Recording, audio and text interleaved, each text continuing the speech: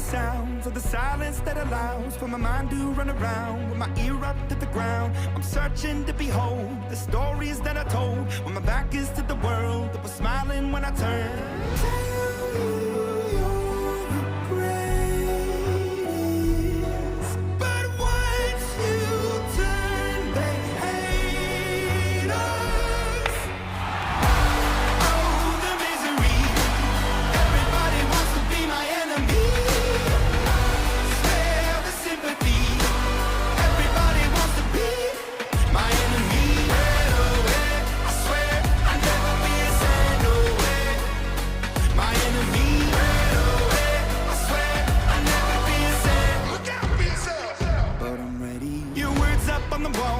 Praying for my phone and the laughter in the halls and the names that I've been called. I stack it in my mind and I'm waiting for the time when I show you what it's like to be worse fit in a mind. Tell you you're the greatest, but once you turn, they hate us.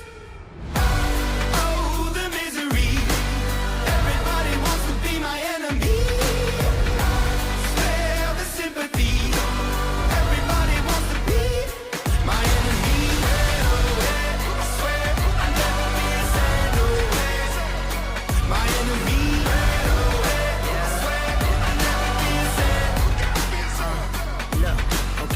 Hoping that somebody pray for me. I'm praying that somebody hope for me. I'm staying where nobody supposed to be. Posted, being a wreck of emotions. Ready to go whenever you let me know. The road is long, so put the pedal into the flow. The enemy on my trail, my energy unavailable. I'ma tell him I still away go. They wanna fly on my drive to the top. I've been out of shape, thinking out of box. I'm an astronaut. I blasted off the planet rock that caused catastrophe, and it matters more because I had it. Now I had. I thought about wreaking havoc on an opposition, kinda shocking. They want a static with precision. I'm automatic quarterback. I ain't talking second pack it up on panic. Batter up. Who the baddest? It don't matter, cause we is your everybody wants to be my enemy.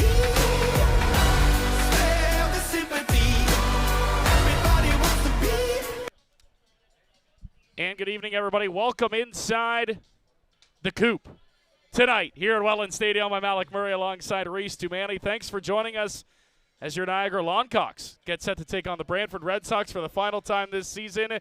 3 home games remaining, Reese Dumani. Yep. It's Brantford tonight on a beautiful, beautiful Thursday night here in Welland. Yeah, it really is, and we don't have much of them left. Like, look at my watch. How quick TikTok, did that go here we by, go. You know, so yeah, it's going to be a good day. You're right. The Longcocks are here. The Red Sox are here. We had chicken wings pregame. So Those good. were unreal. Shout out to Tailgates for that. Yeah, we're just hoping for a great ball game to follow up. Yeah, our guy Nava hooking us up pregame. If you're not here tonight, you're missing out. Chicken wings down by the bait shop. Yep. The lineup is massive down there, by the way. Yep. But deservingly so, because some of the best wings, not only in Welland, but probably in the province or the country, whichever way you decide. Let's look at a baseball tonight, Reese, as the Niagara Longcocks make their official debut here in front of what will be a great crowd. Once again, over 2,000 fans in attendance here tonight. Plus, we'll get the official number for you later on. Yep. But let's look into it for the Brantford Red Sox. They're coming in on a little bit of a heater. 2 straight since the All-Star break. Yeah, and it seems like once they got eliminated, that's when they started to I don't know if get hot's the right word, but they've won 2 in a row. Yep. So, and you're right, they're the only team that hasn't clinched a playoff spot. They'll miss the playoffs for the 2nd straight year. You know, for them, it's just go out, have fun, play loose. You know, unfortunately, you're not going to be a part of the postseason, but there's still a ton to play for, right? If you need somewhere to play next season, who knows? It might be Brantford. You might make an impression on someone else. You might go elsewhere. So, as much as these don't mean anything for the Sox in the standings, it means a ton for the guys personally, whether they continue in the IBL, whether they move on to somewhere else. You know, you're playing to get noticed still. The Niagara Longcocks have a chance to win their first ever official regular season pennant. No, I'm just kidding. The 3rd straight, but the first of the Longcocks. If it was tonight, it can be clinched tonight, and that is what will motivate the Brantford Red Sox tonight. Yeah, it will. It will. Not only are you playing the top team, but you don't want to have the pennant clinched against you. Whether you're going to be a part of the postseason or not, it really doesn't make a difference. It's the same in the big leagues. You don't want to lose the division at Yankee Stadium or at Fenway Park, Rogers Center, whatever the case might be. So, yeah, that's a big thing. You want to play spoiler. You want to play spoiler right now. You know, in order for London to get the pennant, the Longcocks have to lose out. and London's got to win out. That's what's got to happen. So it's there's still a ton to play for. Like I said, you're playing for jobs potentially in Brantford, potentially somewhere else, but you want to play spoiler as well. Speaking on London, a big win by the Welland Jackfish in London on Holiday Monday. Impressive all around the diamond for the Welland Jackfish to get that massive win, which leads up to today, where they have a chance to clinch their third consecutive and third straight pennant in the IBL. Side note, great jerseys tonight, Reese. Yes. The plaid, the country theme, the chicken theme on the right side. Great new ball caps as well. By the way, these jerseys are all available to be auctioned off. They're all available for bid online. So if you're watching at home, you can bid on a jersey from your couch. It's great. Go on to wellandjackfish.com, and you'll see the bidding pop up there. If you can't find it, head to the website or head to the Instagram page. There's a link there on one of the posts, and you can bid on your very own Niagara Longcocks jersey, one of a kind, here in the Rose City. Reese, keys to the game tonight. Let's start with the visiting Brantford Red Sox. Yeah, play loose. Again, you're not playing for positioning in the standings right now. You're playing to wrap up the season. So just play loose. I'm sure guys don't want to get hurt at this point. You never want to, whether you're headed back to college, whether you're headed to work after the season's over. So, there's no pressure on the Sox right now. And sometimes that can be the biggest opponent or threat for an opposition is a team that isn't playing for too much in the standings except pride in themselves. So you just have to play loose and just have fun. Enjoy yourself. It's a game of baseball. If you're not playing and you're not having fun, then what's the point? So that's the big thing for them is just to play loose and stay sharp. Play a hard 27 outs still, because you got to respect the game still. You can't just give it up because you're out of the playoffs. It's the IBL. Anything can happen, as we know. On the other side for the Niagara Longcocks tonight, Reese, obviously win the pennant in front of a great home crowd. Yeah, that's number one. Win the pennant, 100%. Yeah, you want to win your third straight. You want to secure number one overall for home field advantage throughout the playoffs, although playing on the road hasn't been a bad thing. Not at all. For 2 losses club. only. But, for the Longcocks, and you win the pennant, but also you can't play like you're playing a team that's not headed to the playoffs, right? You still got to play like you're playing the London Majors or you're playing the Barrie Bay Cats. You just can't play down to your opponent. And I think, again, play a hard 27 outs. Defense will have to be key. You can't give them extra outs. They still do have bats. They've got Ren Takioka, who's leading the league in average. Ortega was an all-star. He was in the home run derby as well. So there are guys in this lineup that could make you pay if you leave pitches in the wrong spot, or if you make some mistakes on defense. So play a hard 27 outs. Don't play to your opponent. Don't play like it's Brantford that's on the other side. And let's get the pennant. There's fans in the stands that want to see it. Solid uniforms, and let's get her done. You got the right guy on the mound if you're the Niagara Longcocks tonight. Teodoro Ortega, who's coming off a masterpiece. 12 strikeouts in 7+ innings in his last start. He is the ace of this staff, and he's got a chance to clinch it tonight. Let's head down to field level for the national anthem as we get set for first pitch here in the Rose City on a Thursday night. And now, fans, please rise if you're able, and please remove your hats. Here to honor Canada with the singing of tonight's national anthem, please welcome back Julia D'Amico. Oh, Canada, our home and native land, true patriot love in all of us command. Quand embrasse porter le pays, il s'est porté la croix. Dans l'histoire est une épopée des plus brillants exploits. God keep our land glorious and free. Oh, Canada, we stand on guard for thee. Oh, Canada, we stand on guard for thee. Once again, Julia D'Amico. Fans now down to the field.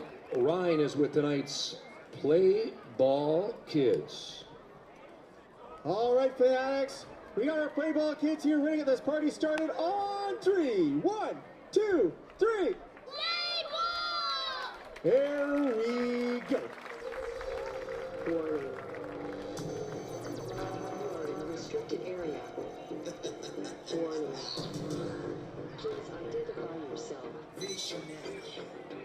Access granted. System uploaded. Updating protocol. Voice recognition. Welcome to Visionary.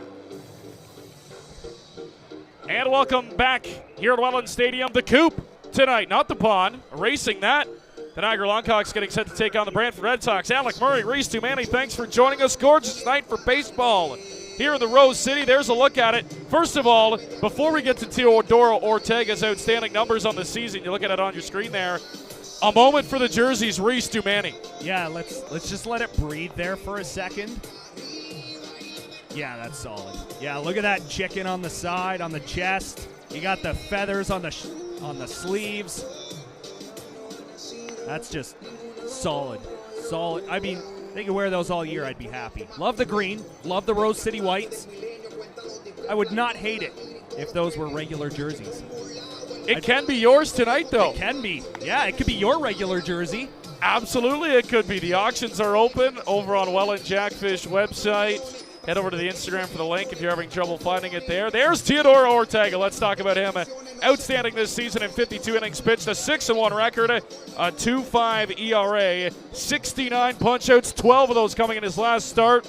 The ace on the bump tonight in the third last regular season home game for the Niagara Longcocks. Yeah, he's going to be in the strike zone. He's going to try and challenge these Red Sox hitters. And you have to go after him early in the count as well. Another guy that just you can't get behind 0-2, and it sounds like we say that a lot, but it's true. You have to attack him early in counts. You have to try and get good wood on it. He's going to provide a lot of the power. There's a lot of speed coming off that right arm, so if you get the barrel on it and a good swing off, you might hit it far, but it's got to be early in the count. Ortega gets a swing and a miss from Ren Takioka to start the ballgame, and we are officially underway. 7:18, the time of the first pitch tonight. Like we mentioned, gorgeous weather, 26 degrees. Not much wind. Slight breeze maybe right to left, as that's a strike, and it's 0-2. And cloudy all night long. A little bit hazy out in the outfield as well. It's been a hot week here in the Rose City. Ortega's 0-2 on the way. That one's going to be bounced to second base. Weisner's got it. He'll toss it on to first. And the leadoff man's retired here in the first inning by Ortega on 3 pitches. And that's a tough guy to get out, Ren Takioka. Yeah, I mentioned it off the top. He's leading the league in average, and I would say by a pretty decent mark. I think Porch is right behind him, though. Those are the 2 guys over 400. So, yeah, it's a tough out. And that's good on Ortega. He was up 0-2 and then got that ground ball.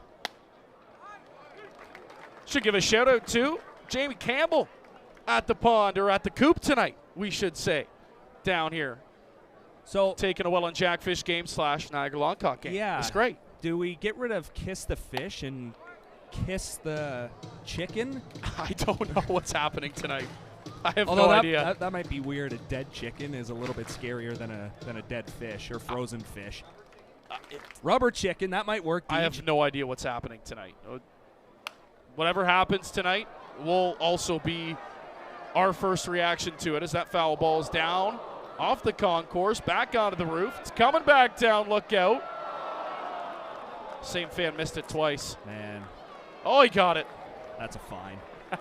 He's got to get that there off the we go. roof. Come on. Nah. Stayed with it. He's good.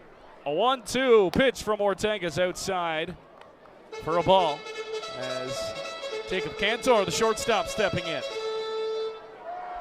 Now, I know we don't have the luxury of the major leaguers where their equipment suppliers just can get something to them on a dime.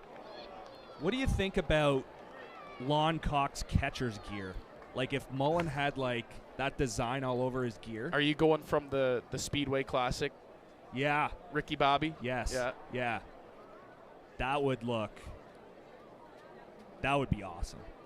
All right, it's the IBL. Let's taper our expectations just a little bit. There may be some specialty equipment in this ball game, though. We'll let you know when it comes up as that pitch outside. He's worked the count full, so a good at bat here by Cantor, the shortstop. After Ortega took care of Takioka fairly quickly, yeah, it's been a nice at bat here for Cantor. The payoff from Ortega is fouled up. It's going to be out of play as well. One's going back into the parking lot.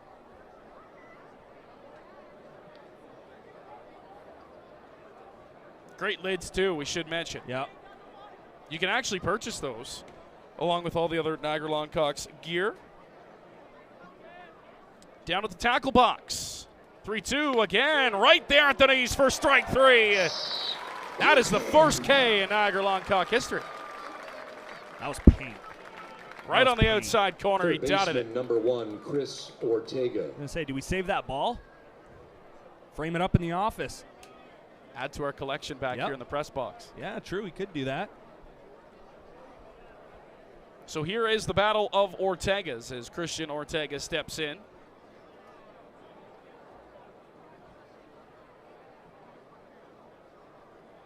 Starts him off with an off-speed offering. It lays off outside at 1-0.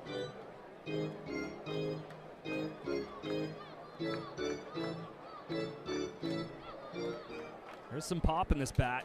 Hitting .319, 6 homers. Big bender in there. That one catches the plate, 1-1.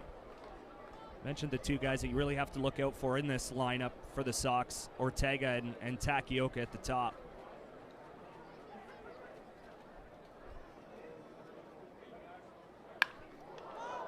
Ortega sends one to center field, backing up Gio Morello. He's camped under it a few steps in front of the warning track. And he hauls it in to the delight of the fans here at the Coop. Half an inning in the books, says Tio Ortega. Goes 1, 2, 3 in the top half of the first.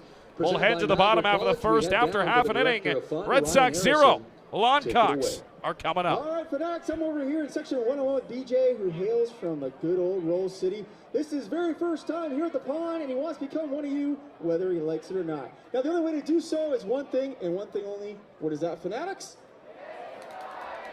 And here comes fisherwoman Frederica herself with an ice cold Halifax cod. BJ, pucker up, princess. It's time to kiss it. Let's go. You love it. Welcome to the squad. Now, for you, they're going to walk home with a Niagara College gift pack and an ice cold pond water lager. One more time for our newest fanatic of the pond, BJ. Fans, how does free French fries sound if Welland Jackfish pitchers strike out 5 or more opposing batters during any home game this season? Each fan here at the park can redeem their game tickets for a free medium fry with any purchase at Welland's McDonald locations on Niagara Street and Lincoln Street, and $10 for every strikeout this season will be donated to the Ronald McDonald House. We're pleased to announce that the Welland Jackfish at the Pond is a licensed entertainment venue. Visit the bait shop concessions or the new Miller Lite dugout located on the third base side and enjoy an ice cold tall boy. Please drink responsibly and respect the rules. Bottom of the first inning. Welcome back. Alec Murray, Reese Duanny, thanks for joining us on one of the funnest nights of the season here at the Coop. There's Jose Rodriguez, the starter tonight for Brantford. The numbers on the season, not a ton of innings under his belt, but an ERA well north of 9, almost up into the double digits. A couple of strikeouts to go along with his 3.2 innings pitched this season. Let's take a look at the Niagara Longcock lineup tonight. 1 through 9 in the batting order for Niagara. There it is. Jonah Weisner will lead things up. Gio Morello will bat second, followed by Mateo Porcelato, James Smybert, Robert Mullen, Grayson Barrett, Thomas Green, followed by Brandon Luther out of the 8-hole, and Brandon Hupe will bat 9. So here's Jonah Weisner stepping in. Weisner on the season, a fantastic second season here in Welland. First pitch is outside for ball 1.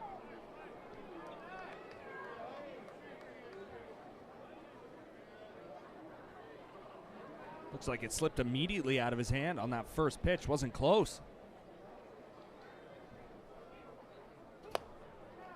2-0. Brantford already going to get down to the bullpen. Interesting, Reese. Is this a situation where he starts, pitches the first, and that's it? Could be an opener. I believe that's Armitage that's going down there. There's a strike call. 2-1 the count.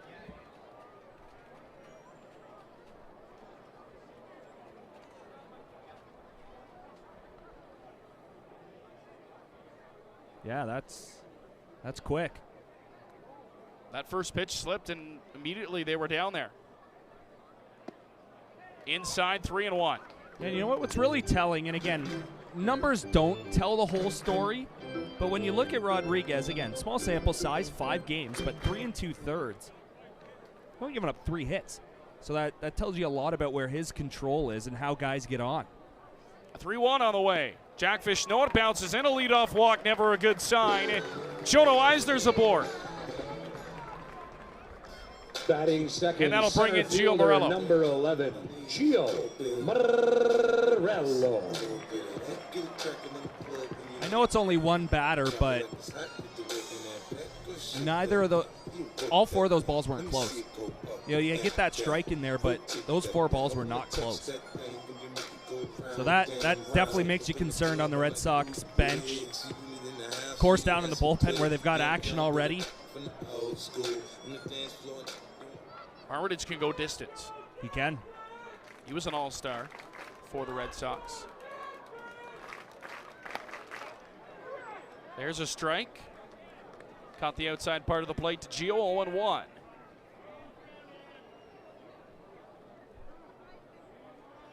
That was strange the way he came off the mound there. Yeah. Immediately looked to the bullpen like he's expecting not to go long. So that must be the situation. Coming set, Wisner, of course, going to take off. That one's in the dirt. And Jonah Wisner swipes second.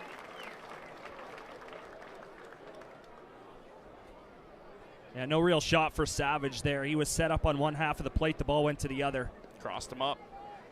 He had to dive to get it, or else Wisner, not the biggest backstop, but probably would have had thoughts about third base.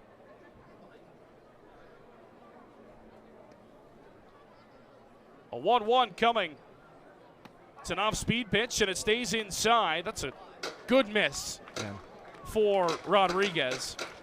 2-1. Yeah, when you miss that badly on 4 balls in the first at-bat, those close calls aren't going to go your way. And again, we have a different vantage point, whether that was close or not, if it was a ball or 2 off. Still, no matter how close it was, you're not going to get those borderline pitches. That one is chopped on the ground at first. Cassidy Watt says, I got it. He'll step on the bag. And Morello is retired. So 1 away, but that will advance Jonah Wisner to third. So a runner 90 feet away with less than 2 away. And here's Mateo Porcelano. Batting third, right fielder, number 10, Mateo. Gio gets the job done. Porcelano. Puts the ball on the ground, puts it on the ground to the right side, easily advancing Wisner that 90 feet. It's going to show up as an offer in the scoring box, in the scoring story, but it's a quality at bat.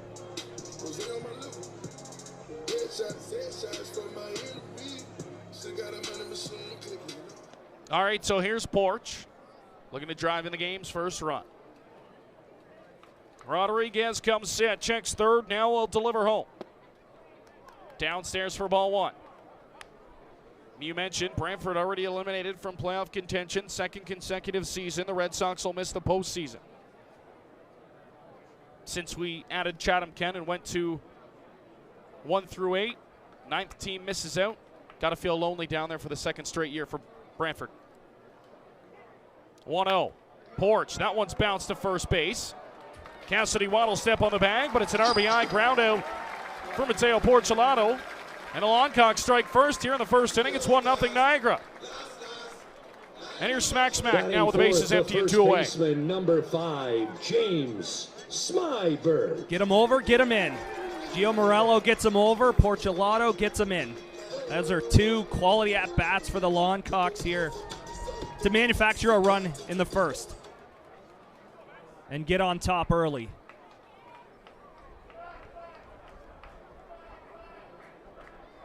And this is now 2 straight hitters that the Sox are essentially saying, if you want to shoot the ball to the other way, we're going to give it to you.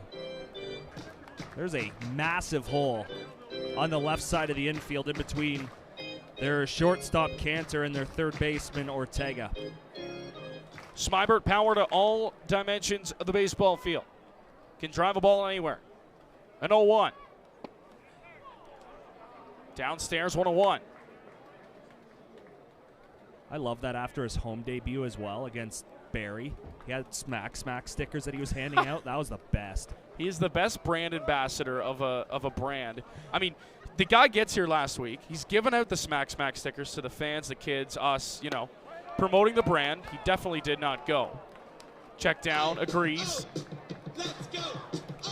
And then, second week here, he's got his baseball camp fired up. Yeah. The Smack clinics are underway here at Welland Stadium. So, I mean, if you got some kids out there wanting to take some ball lessons from one of the better ball players in the area, make sure to check him out on Instagram and come on down to the field and get yourself some baseball lessons from James Smybert. But, I mean, just a great guy to have in the community. We talked about it. Yeah, you love his bat. You love the player in James Smybert, but more of the player. You love the person that he is and the personality he brings to Niagara. I think Ryan Harrison said it best. The guy emphasizes Welland Jackfish Baseball. He is Welland Jackfish Baseball. He's got all those great qualities. And now he's back here. And a 3-2 count. Here comes the offering. Turned on that one.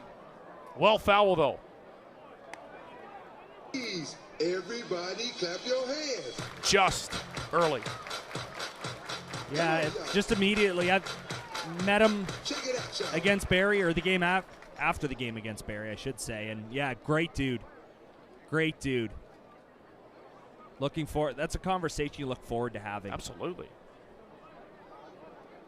Another 3-2 coming to James Smybert. Rodriguez kicks and delivers. Smybert's going to send one left center field. That ball is headed toward the gap. It is over the head of Takioka all the way to the wall. Smacks in with a double, and a 2-out double has the Longcocks back in business here in the first. So yanks one down the right field line. A mile foul, and then he goes the other way with the next pitch. Number 23, Batter out though from Takioka, the right fielder. Yeah, left fielder. It was. It really was. I don't really understand. Unless it just carried on him, he misread it off the bat. But yeah, that was more of a straight line instead of kind of going like more of a round route to the baseball. It was more direct. He went to about mid left center field, and that ball just kept carrying, and it went over his head. Just straight. Must have read it wrong off the bat because, yeah, not a very good route whatsoever.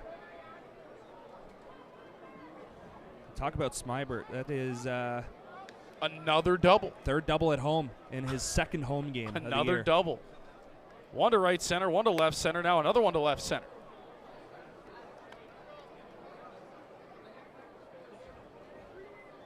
Yeah, and that ball probably did hang up enough that it could have been caught if the right route was taken. One of the bigger outfields in the IBL. You mentioned it. We've seen visiting players struggle to patrol the outfield here at Welland Stadium. Spiked in front of the plate, 2-0 to Mullen. Robbie's been stuck on 10 bombs since forever. I think it was the second last home game before the All-Star break. He got number 10, or no, it was in Toronto. On the road. It was in Toronto. Yeah. Boy, would he like one here. Got to think in a 2-0 count, he's going to see a pretty quality pitch here in the zone.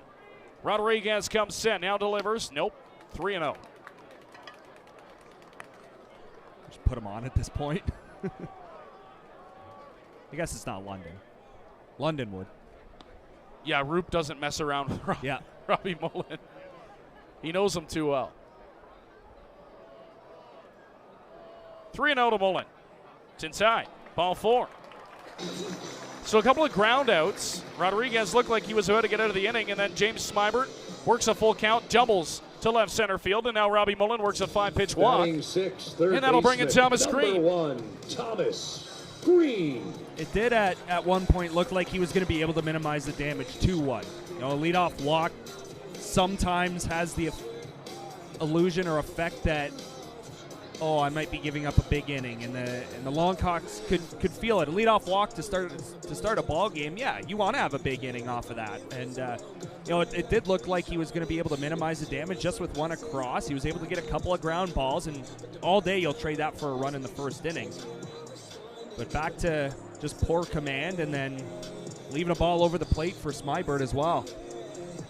Just trying to buy some time, I think, for Armitage to kind of get loose. He looks just about ready down in the pen, so this may be the last batter that Rodriguez sees, and it's Thomas Green, who's been an excellent addition since he's arrived here in the Rose City in Welland. Green slashing .320 at his first IBL home run a couple of nights ago, and he's been a staple at third base. I mean, you plugged him there, and you haven't been able to take him out. He's been great. Exactly what Niagara's been looking for the entire season is a third baseman you can plug in every night. You know he's going to be safe and sound over there at the hot corner. He's been great. First pitch is inside to Green. And we talked about it in the last home game against Barrie, where not necessarily that they've had bad third basemen there, you just haven't had regular third basemen there. And for Green, you add that stability. You know, he's going to be the guy at third. It's not going to be a decision between Sanford or Porch, or Hunt's a guy that can play there too. Gom, exactly. As we list off the entire roster, 1 through 9. Yeah. Is that what drops in? But, you know, it kind of helps out with the rest of the dynamic of the team as well, because Green is your third baseman. Porch is the most valuable in right field. He's got the speed. He takes great routes to the baseball as well. You keep Hupe in left. Morello's, of course, your center fielder, right? It just makes every other puzzle piece fall into place perfectly when you've got that guy on the hot corner. And now you have a backup to him, too, James Smybert. Yep. Green lifts one into the air, left center field. It's going to hang up for Takioka, who makes the catch. But the Niagara Longcocks do get one across on an RBI groundout from Mateo Porcelano. Niagara takes a 1-0 lead as Jose Rodriguez gets into the first. We head to the second. One zip, Longcocks on top. Again to the director of fun, Ryan Harrison, take it away. All right, for next we got Kimball, Jimmy, and Amy versus Ryan, Mike, and someone I don't know yet because someone bailed on the contest. For the Minor Brothers Undie Run for the chance to win $25 to Minor Brothers Country Living. Here's how this works. When I say go, you're going to take off around the infield, down towards home. First team to cross the line wins the gift card. Fanatics, welcome to Thursday at the Pond. Are you ready? We can do way better. I said, are you ready? On your mark, get set, go, go, go, go, go, go, go. They're off.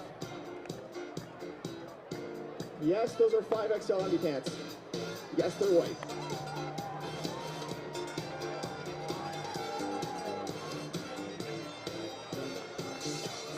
All right. The turn is what gets most teams. Here we go. Can they bring it through? Yes, they can. All right, Canucks, make some noise. We're down the home stretch here.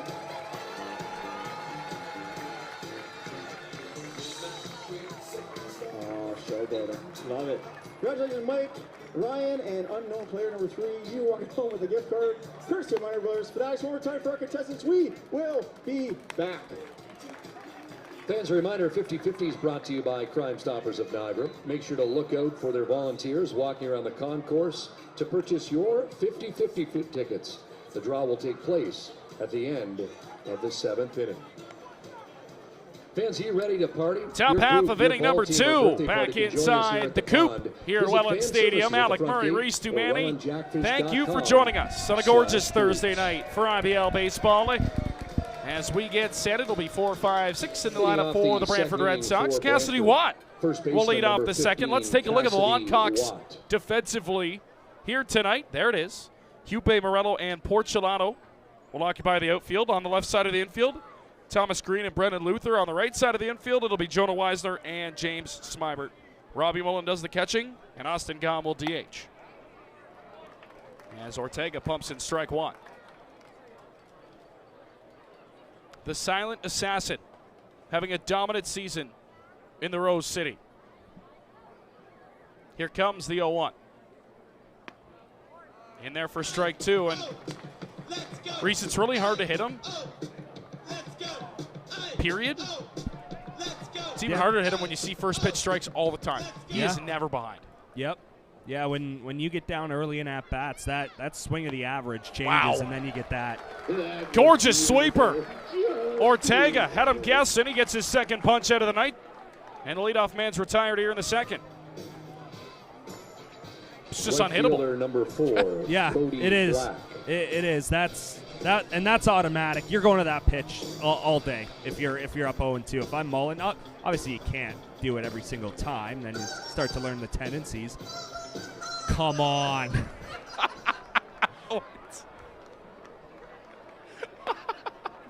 Oh my. Like I told you guys off the hop, everything that happens tonight is a surprise to us too. That was. We'll get into the story of how this night came in the middle innings. Oh. So stay tuned for that because it is truly an hilarious story of how this name became and the night and everything about it. I mean, we knew we were going to do a night like this. We didn't know it was going to be the Longcocks. We'll get into that a little later on as a swing and a miss, and it's 1-2. I think everyone's very happy it is. I tell you what, it's a great story. You're going to really enjoy it. Let's say we do that in the 5th inning. Hey, I'm in. We'll chat about that. Right now, it's a 1-2 count. Here's Ortega. Offering is right there on the outside corner, strike 3. Paint from Tio. He's got his 3rd punch out. Back-to-back Ks to open the second. It's the same pitch, Reese. Number 13. Sometimes it's in the zone. Sometimes it's a couple feet out. Sometimes it's in the middle. I don't know. Good luck. Yeah, pretty much. Good luck. We're going to keep getting interrupted by chicken noises, aren't we? As you know, at Welland Stadium, it's a tradition, the walk-up music for the away team.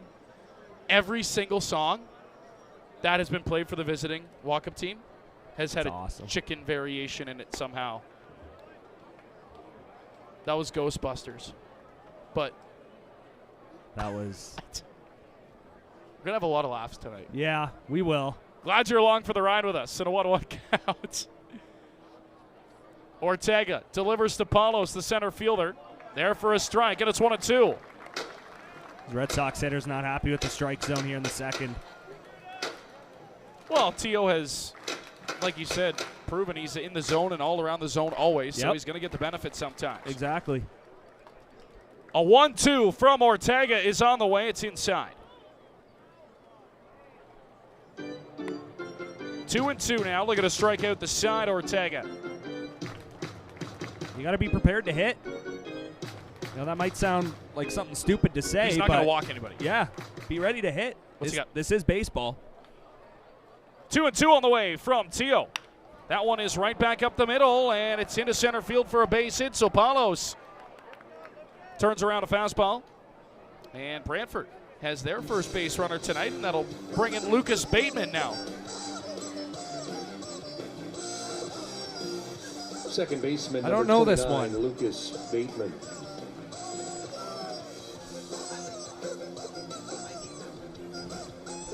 Oh, jeez.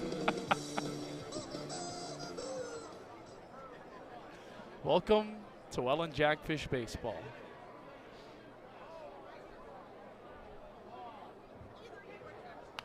Look out. We are ready. I was ready. We are all over that. Yep.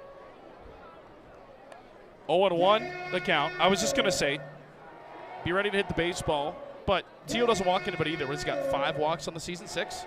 Single digits. It's got 9. 9. There it is, yeah. But in 52 innings? Oh, pretty good. 69-9 ratio. Ks to walks this season. It's not bad. Wave and a miss on the heat, 0-2. And for any coaches out there listening, I've gone off about some of the stuff I saw when I coached about, the way we're teaching the young kids. Stop teaching them to walk. You're in no position to teach 8-year-olds the strike zone. Swing the bat. 0-2 on the way. It's fouled off. He was listening to you. Right back to the screen. That's, I coach Mosquito. I know I don't think we're allowed to say that anymore for some reason, but I think it's called 10U or 11U or 12. I don't know, one or the other. Something U. But But the one thing that always bothered me is, walk's as good as a hit, walk's as good as a hit. And no, it's not. Hit the baseball. Yeah, you get your free 90. Cool. But don't teach a 12-year-old to walk.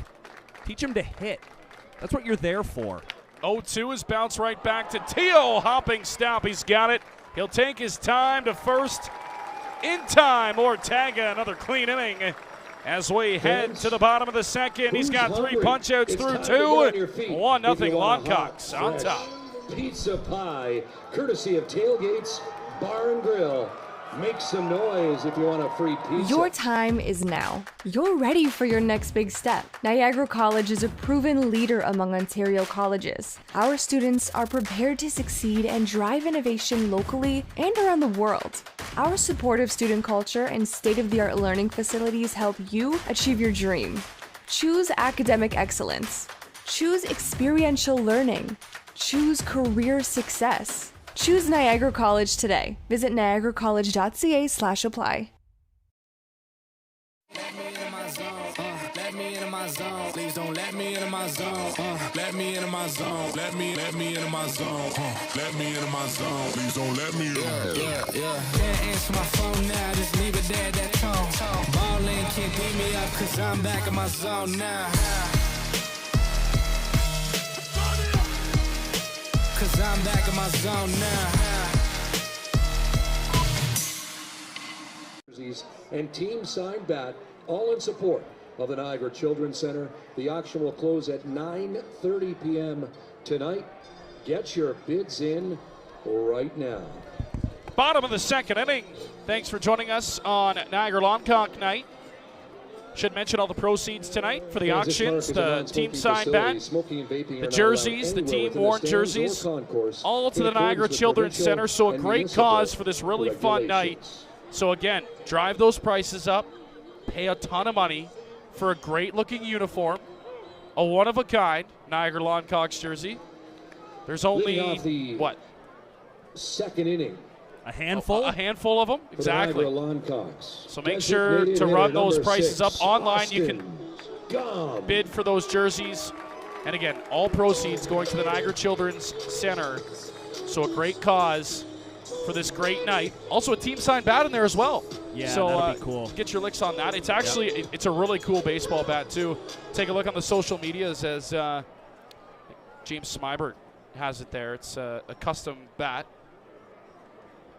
Shout out to Rebel Bats, always coming through with a couple of fancy twigs for the guys in these fun, eventful nights that the Welland Jackfish hold. One nice thing about the folks joining us at home, and of course we'd love to get you down here to the Coop, and if you've never been, if you're a regular and you just missed this one, we love having you here. But the one nice thing about bidding on the jersey from home is it will probably be freshly washed when you get it. I tell you what, our clubby Matty is the best in the league. It's the best in the biz. So I'm sure he'll have it all nicely cleaned up and smell real good. 2-0 to Gom. 3-0 to Gom now. Missing inside. I'm watching around the field here. There are a lot of Red Sox fielders that are throwing their palms in the air, arms in the air. Whether they're missed or not, that's not going to help. They have been visibly upset by the strike zone so far, Reese. Yeah. 3-0 the count. Rodriguez comes set. The offering, there it is at the knees for a strike. And when you've got a pitcher that's not a great strike thrower, yeah. Sorry, that zone gets a little smaller. It just does. That's baseball. That's like if you walk to first base when you think it's ball 4 and it's not. Well, your strike zone's a little bit bigger. There's the pitch. It is a called strike, and he got one there. 3-2 to Gom. Now the count is full. A lot of chickens around the Coop tonight here in Welland. Too many. Glad I'm up here. 3-2 on the way. Yanked in the dirt, ball 4. So for a second consecutive inning race, a leadoff walk for Rodriguez. That's now 3 on the day for Rodriguez in 1+ innings. 3 through 7 batters. Yeah. Shortstop number 20. I think Luther should have gone back to his original song tonight.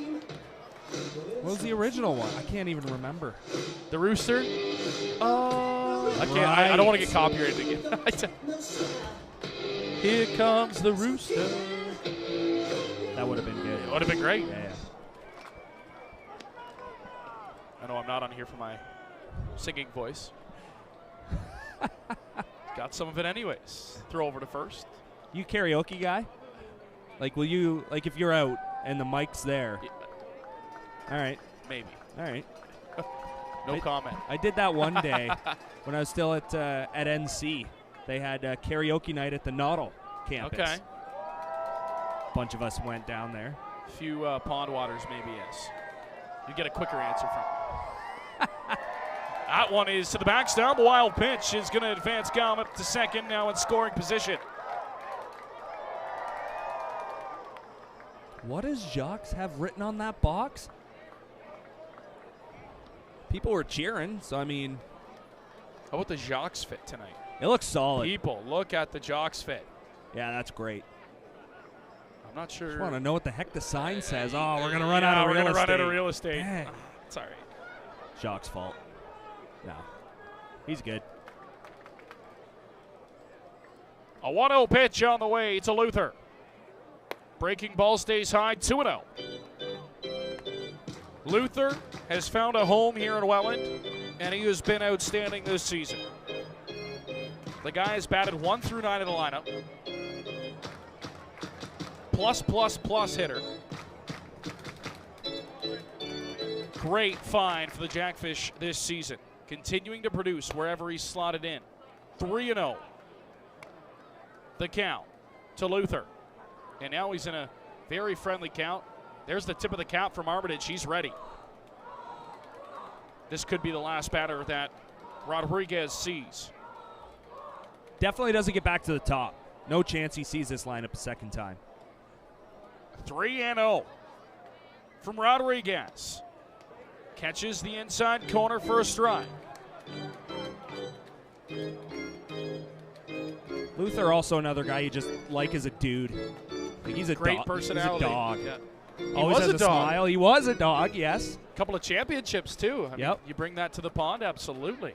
They're the #1 seed again starting their playoffs. They are a wagon out west. As there's ball 4 to Luther, back-to-back walks. I don't see any way he can continue to let him pitch here. It's got to be it. I would think so. Here's the call. There is the call to the bullpen. As that'll be it for Jose Rodriguez. Reese, 4 walks. He saw 8 batters, and he walked 50% of them tonight. I mean, only 1 run conceded, but the 2 on are going to be his responsibility. As, again, we kind of thought off the top as soon as the first 2 pitches were thrown. They had somebody warming up down in the bullpen. And now they'll bring in their all-star pitcher, the Red Sox. So it'll be a little bit of a switch-up now for the Welland Jackfish as Rodriguez done 1 inning only. Does not record an out here in the second. So that'll be attention, please. Now pitching for the Brantford his outing Red Sox, tonight. Number 6, Aiden Armitage. And now Aiden Armitage has got to come in, not in a clean inning, but with 2 on. And I don't know, tough situation. Do you let Rodriguez try to get out of it? Do you give Armitage a clean inning? Like, what do you do? No right answer, I don't think. But Armitage got to work with runners on now and nobody away. And you got Hupe and then the top of the lineup coming up, Reese. There was definitely no chance he was going to see Weisner for a second time. Oh, boy. That was strange. What on earth? You know, you normally, if you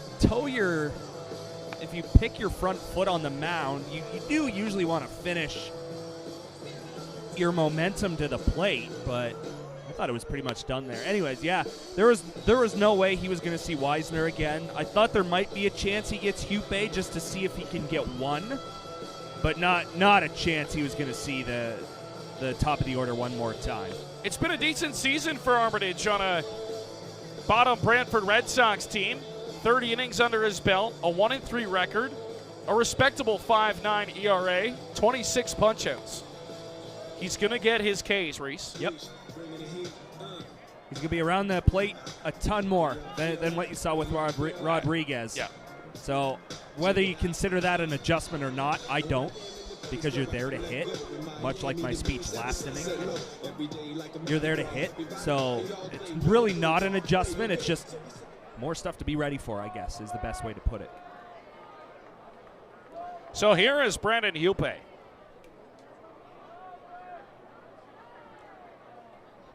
He will see Armitage, the new pitcher now. First pitch, cut on and missed for a strike. So Hupe goes after the first pitch. He was bidding for a first pitch fastball.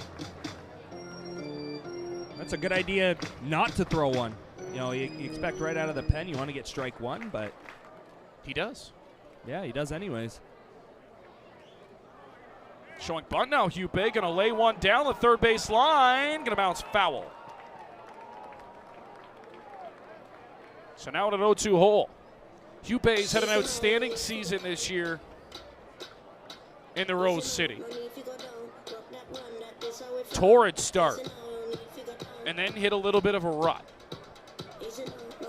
And then I called him Mateo Porcelato on the PA. And he's been an all-star ever since. Man, I totally forgot about that. Oh, man. Yeah, I forgot about that. All jokes aside, Brandon Hupe, other than that 2.5 week spot, Reese, outstanding. Out of the bottom of the lineup. Outstanding production. Out of the bottom of the lineup. 0-2 is hacked foul. He'll stay alive to protect. I would say on at least 4 or 5 other teams in the IBL, it's probably hitting anywhere from 2 to 5. Potentially I'd 6. Agree. Yeah, but for sure. For sure 2 to 5 on at least 4 to 5 other teams in the league. Well, we talk about it a lot with Luther, too. Like, that guy's a one-hitter through and through. Yeah. Yep. They tried him there, too. He hit everywhere. Yep. Swung on and missed. Strike 3. So Hupe strikes out.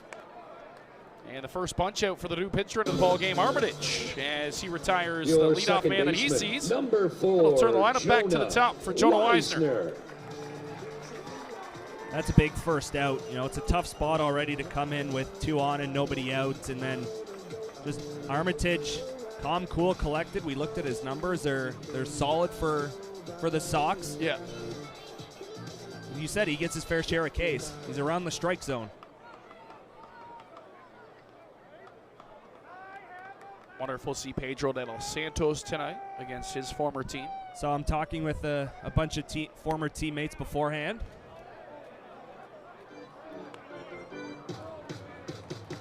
Acquired at the trade deadline by the Welland Jackfish. In his 2 outings, been outstanding out of the bullpen. Just another arm, something you can never have enough of here in the IBL. Learned that the hard way. Mm-hmm. And now time has come. There is no such thing as too much pitching. Nope. No such thing. Jackfish got a nice little trio out of the bullpen now. Layer. Yep. De los Santos and Mendez. Weisner's going to poke one to left center field. That ball is going to get down. That's a base hit. Getting the wave around his gum. He's going to score into second with an RBI double is Jonah Weisner doing the chicken dance at second base, and it's 2-0 Longcocks. Your center fielder, number 11, Gio Marrello. That was destroyed, that ball. Hard hit on a line to the gap. And the Sox defense, you're seeing a lot of holes on the infield, on the outfield. So if it's, you know, essentially splitting an outfielder and infielder, it's going to get down. And Weisner found the left center gap and had enough speed. Didn't get it to the wall. It was cut off by the center fielder, Paulos, but there's just too much speed to stop him. That's an easy double. It's a great piece of hitting. He extended his arms, Reese, and on an outside pitch, he goes with the pitch. And he takes it opposite field. Now here's Gio Morello. Comes up empty on a swing and a miss, 0-1. That's also exactly what you do when you get gifted 2 walks to start an inning. Absolutely. Got to bring them around. Luther had to hold up momentarily because he wasn't sure if that baseball was going to get down or not. Well outside from Armitage, it's 1-1. Yeah, if he's off when it's hit, I give him a chance to score, even though it was cut off. I think it'd be a close play. Again, had to wait to see what the man in front of him was going to do in Gom, but there's enough speed there. That one's chopped on the ground. The infield was in. Going to hold Luther at third base. Nice play by Bateman. 2 down. The right fielder, number 10. That one's hit a Mateo little bit harder. It might get through, but that gave Bateman enough time to get over and get to it and make an easy throw to first base. I was about to say across, but he was like 5 feet away from first base. That's going to take a 2-out hit. Reports to bring a couple home.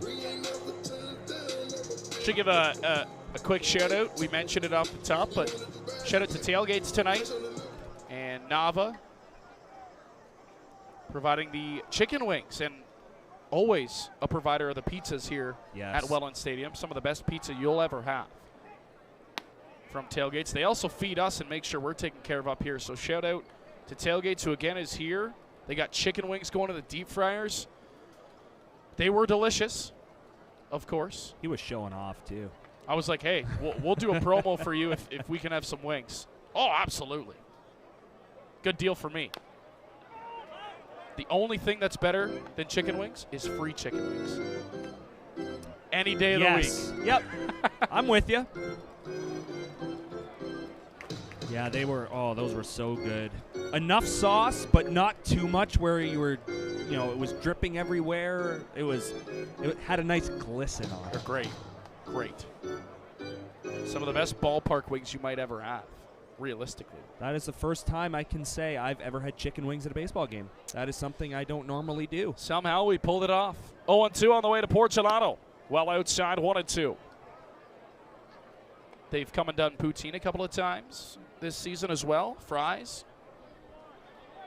And I will say it's not an easy thing to set up. No. It's a lot of prep, a lot of work goes into that.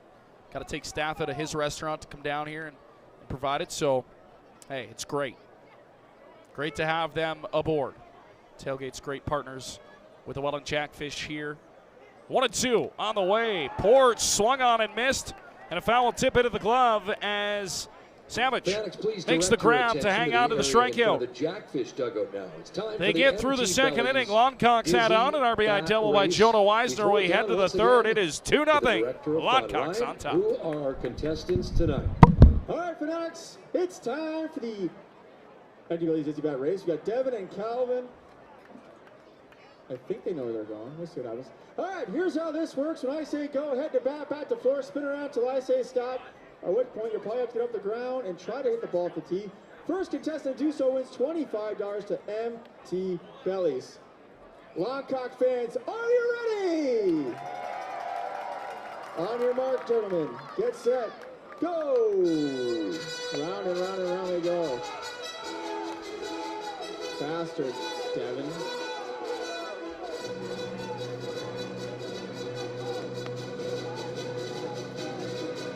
The first time in Welland Jackfish history, Shane is happy with our contestants tonight. Devin, keep it going. Hey, head down, sir. Keep going. Head down. Uh-oh, Devin's wobbling. What do you guys think? Oh, keep spinning. Ruthless individuals. All right. Ready? Yeah? 10, 9, 8, 7, 6, 5, 4, 3, 2, 1. That means go. Give it a shot. Look out. It counts. Congratulations, Calvin. Overall, a gift card to Empty Bellies. Fanatics, one more time for our contestants. Shane loved them. That means they were great. We'll be back. Fans want to wear the fish? Visit the new tackle box on the first base side of the stadium or online at shop.wellandjackfish.com for all your Fanatic needs. Leading off the third inning for the Red Sox. Catcher Welcome number back to the 17, coop, Alec Andrew Murray, Savage. Reese Dumani here on Niagara Longcock Night. Presented by CA Niagara. All the proceeds going toward the Children's Hospital in Niagara. Great cause tonight. Great vibe of the ballpark, and a strike is called. As Ortega will see 8-9-1. And the catcher, Andrew Savage, will start it out for Brantford.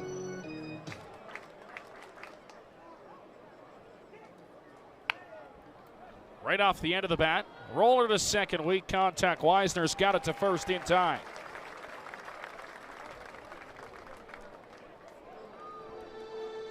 Savage in the running for best name in the league, for sure. Andrew Savage. Oh my The goodness. designated hitter, number 28. I know Graham Graham Tebbett too. He's probably dying Look at laughing him. inside. Pitcher turned hitter. I mean, it just doesn't get any better. Graham Tebbett waving a miss 0-1. Gotta stop himself from laughing in the box. I got to stop myself from laughing and call a baseball game.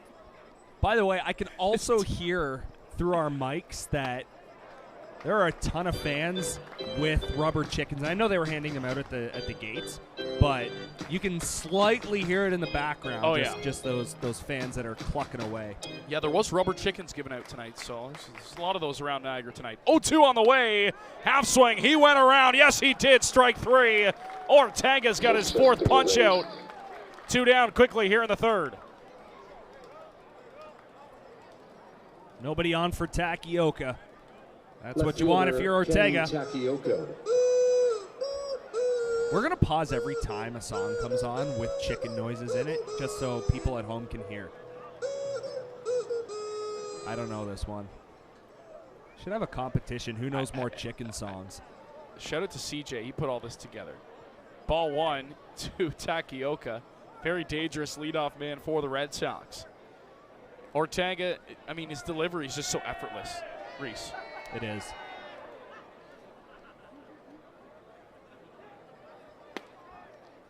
So easy. It's 2-0. Yeah, it's just simple. Not a ton going on. Gets his sign. Starts his motion. High leg kick and goes. Very quiet, calm manner. Just kind of goes about his business. Throws gem after gem. Doesn't seem to get a ton of attention either. No. Just kind of flies under the radar. I mean, you look at this starting pitching staff and Big Ben Abram, Jose Dominguez, who pitched in the major leagues for a couple of clubs. Saw time in the majors with San Diego. I mean, Tio's just kind of here, but has quietly been the leader of this staff.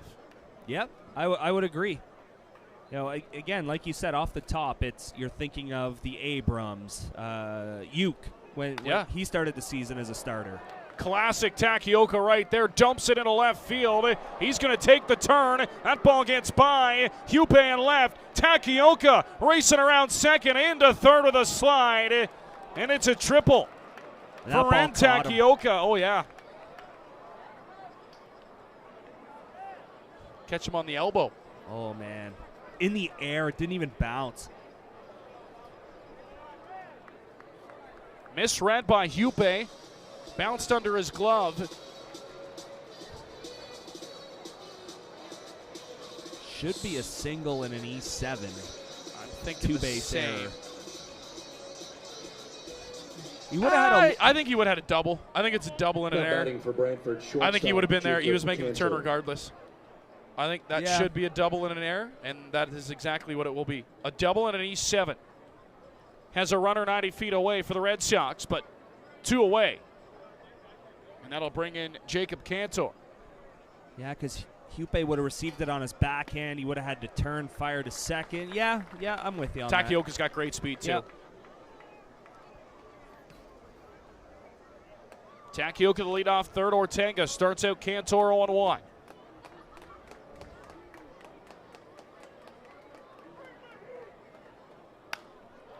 Fastball. It's going to be sliced foul down the right field line, and it's 0-2. You said it. That was textbook Takioka hitting right there. Got himself into a good count and just shot it the other way. Good piece. 400 hitter. You expect him to put it in play.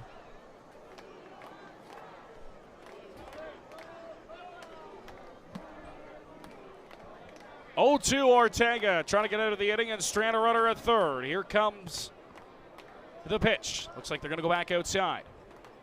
Ortega's 0-2 is going to be sent right back up the middle. Nice ground by Luther. Inning over. Ortega clucking right along here in this one as he's through 3 scoreless to the bottom half of the third we go. 2-zip. Longcocks on top. of Century 21 and Abmark Realty Limited.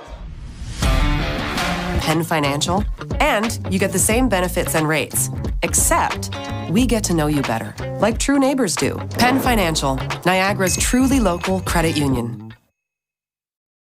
Niagara College programs immerse students with a highly experiential learning environment enhanced by digital technologies.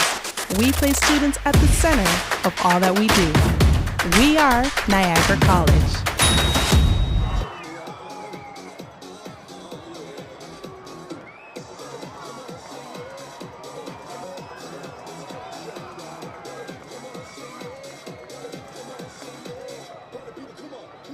Fans, don't forget, if you snag a foul ball tonight, visit us at Fan Services located at the front gate and redeem your foul ball for a brand new Jackfish logo baseball, perfect for post-game autographs.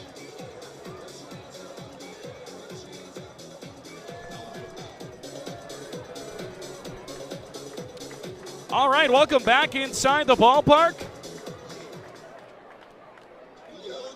Great crowd once again tonight. Kids are loving it, Reese, on Niagara Longcock Night. Down here at the pond, everybody having a great time here in Welland as we get set for the bottom half of the third inning. 2-0 Longcocks on top. Smack will lead things out.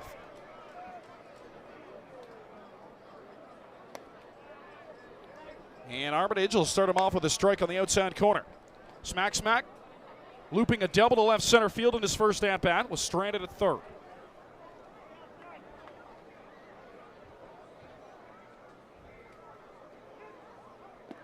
He has been red hot since his arrival from Trois-Rivières.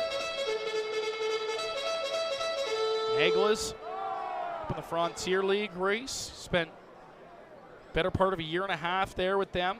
Returning back home. Mississauga native, now back in Welland. 1-1 on the way. James Smybert smacks one to right field. That's down for a base hit, and that ball is going to be bobbled by Black. Smybert on his way to another double, this time a leadoff double. He's got his 4th already of the season, catcher, number 23, and he just keeps on hitting. And they're all line drives. There's no lazy pop-ups. There's no, just a flare. They're all hit hard. That one, no exception. 2 doubles and 2 at-bats. You've now got 4 here at Welland Stadium. In 2 games, this being their second game. Not even through a second game here this season. Not even through half the game yet. Still in the third inning. That's crazy. And you're telling me you don't want to take baseball lessons from that guy? No kidding. Strike 1 to Robert Mullen. Yeah, that bat stays in the hitting zone for so long. And it's just so quick. Yep. He can almost hit anything, and that's why he can hit to all fields, Reese. His bat speed is so good. Gets those hands in and rips it around. 1-1 to Mullen as that one stays inside. Just looks like a pure hitter. That's why they love him. That's the best way I can describe it. Hits for power, hits for average. A little bit of everything. Downstairs, 2-1. It's that plug in the middle of the lineup that this team needed heading into the playoffs. Right? It just felt like, again, the puzzle piece just fell into place perfectly with him in the 4 spot. 2-1, Mullen bounces it foul, 2-2. Please, everybody clap your hands. It helps maybe take a little pressure off of Mullen. Not to say that he was feeling any by any means, but check it out, y'all. A hot start to the season for Robbie Mullen. We mentioned the little bit of a drought he's in terms of the home run category. He's still got 10. That's still impressive. We're not taking anything away from that. But if you can move him down to the 5 spot and downstairs, and it's a full count. Mullen having a good at-bat here. Speaking of guys down up in the Frontier League and bouncing around different leagues, how about James Brownwell the other night? Yes. Winnipeg Gold Eyes up in, I should say out west, as that one is not even close. Wild pitch. Mullen's got another walk tonight. Smybert will advance to third, and now James Brownwell, a little bit of a rocky start out west, but to be expected, right? Some growing pains, get used to the new club, and I mean, that league out west is no joke. No. As, you know, listed as a AA league, Reese. But in his latest start, 7 1/3 innings, only gave up 5 hits, 3 strikeouts, a couple of walks, only 1 earned run. So good to see James Brownwell finding his footing out west. Yeah, with the Winnipeg Gold Eyes. Yeah, home run ball an issue early on, but yeah, that's a really nice start for him. And you like to see those guys, you know, thrive and succeed. As much as it sucks that they leave Welland and they leave the organization. However, you know, whether it be the Frontier League, whether it be out west to Winnipeg for Bradwell, you know, you want to see guys succeed.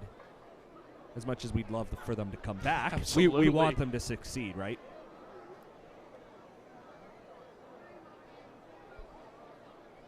.1-0 on the way, swung on and missed. 1-1. Let's be realistic here. Bradwell is coming off Frontier Pitcher of the Year last season. I mean, that's the top honor that a pitcher can get in any league. And then, you know, issues here and there gifted us him back in Welland, but glad he's found another opportunity to showcase himself. 1-1. Outside, 2-1. And he shoved when he was here. He looked phenomenal when he was here. Finals MVP a couple of seasons ago. It was to the point where if James Bradwell was pitching, good luck. Here you go. Might as well not even take a bat. I think we've said that before with some Jackfish pitchers or Welland pitchers. Yeah, pretty common theme. A 2-1 on the way. Thomas Green sends one deep to left field. It's going to hang up for Takioka, who makes the catch. Smybert will tag. He'll score, and a sacrifice fly and an RBI for Thomas Green makes it 3-0 Longcocks. Now, I'm not sure if Takioka threw the arms out to try and like the designated dupe hitter, number the base 6, runner, or if he just didn't see it. I'm going to go with probably this guy is tough to read a baseball in tonight, Reese. Yeah. Give it another inning. But another quality at-bat. That's the second time that Green flies out to left. A productive out, I guess is a better way to put it.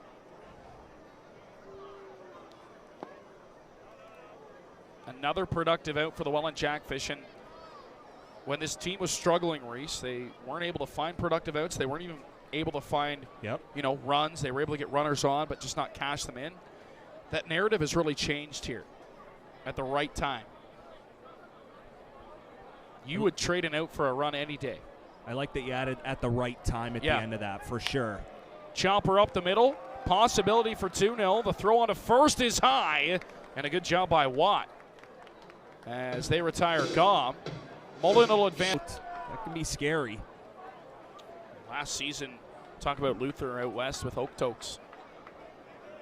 What a kind of an organization and team and fan base they got rolling out west. 37 games for him. Numbers are pretty identical to this season. Batted .368, Reese.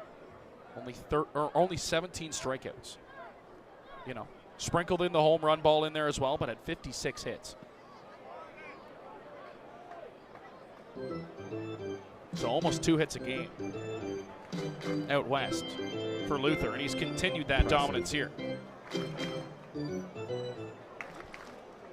Fans, she's taken the tennis world by storm, and she just won the Canadian Open on home soil.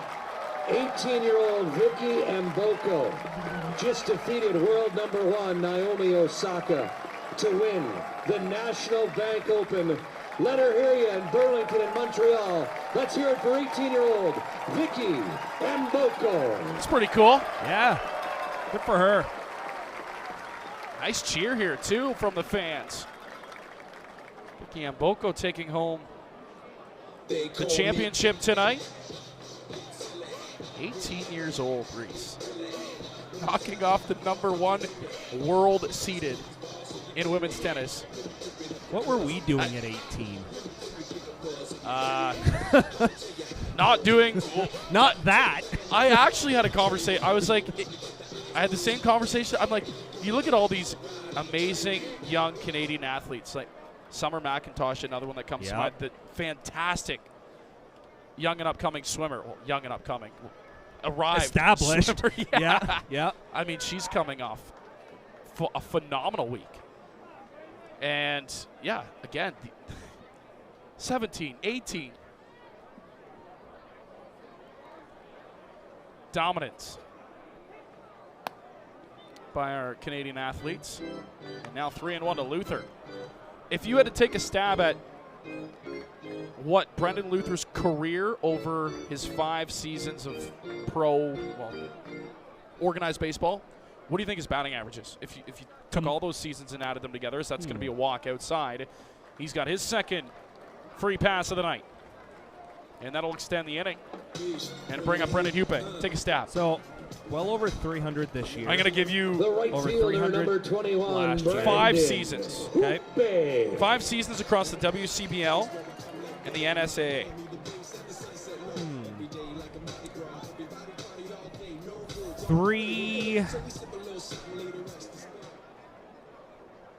363. You're close. No way. 354.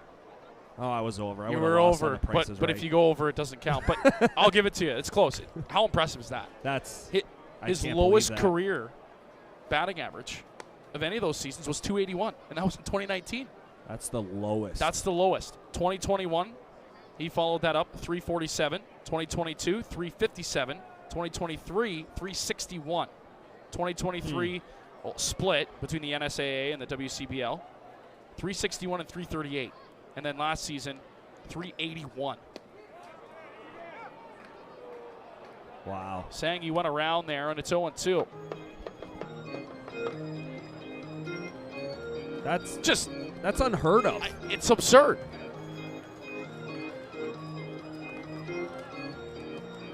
Well, I'm really happy he's here now. Oh my goodness. They had enough of him out west. We're happy to have him here. Thank you, Okotoks. Not the first player we've snagged up. But I'm sure his opponents were like, oh, thank God we don't got to face him. Absolutely. Hupe wave and a miss. And he comes up empty for strikeout. Or his second punch out of the night. Race, we're through 3 innings here at Welland Stadium. And the Longcocks have tacked on 1 each inning. It's 3-0 as we head to the top of the 4th here in Niagara. Johnson's favorite promotion. We head back down to the field with the Director of Fun. All right, for next, we got Brandon and Erica for the TurfNet Sports Supplies Big Ball Collision. Here's how this works. Pretty simple. Getting the ball. When I say go, take off, crash with each other, stay on your feet, win the gift card.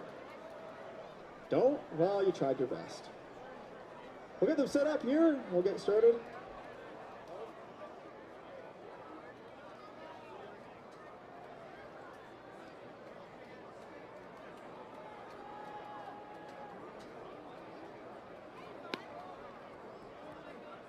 Alrighty, for next. Who wants to see them collide?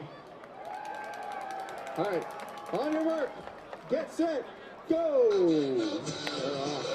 Uh-oh. All right, we always ask this question after that. Do you want to go again? Yeah, she does. She can get up. Let's give her a chance next time. All right, we'll back you up a little bit here. All right, who wants to see them collide again? You guys are mean. On your mark, get set, go! Hope for the best. Let's go, Erica. Oh, God. Nope, okay. One more time, just for fun. One more time, just for fun. Yeah? It's a tie. He went down that time, so it's all for This last bump. Here we go. 1, 2, 3, go. Oh, boy. Down she goes. Congratulations. Granny walking home with a gift card courtesy of Turk Sports Supplies. Their indoor golf simulator. Make some noise for our contestants. We will be back.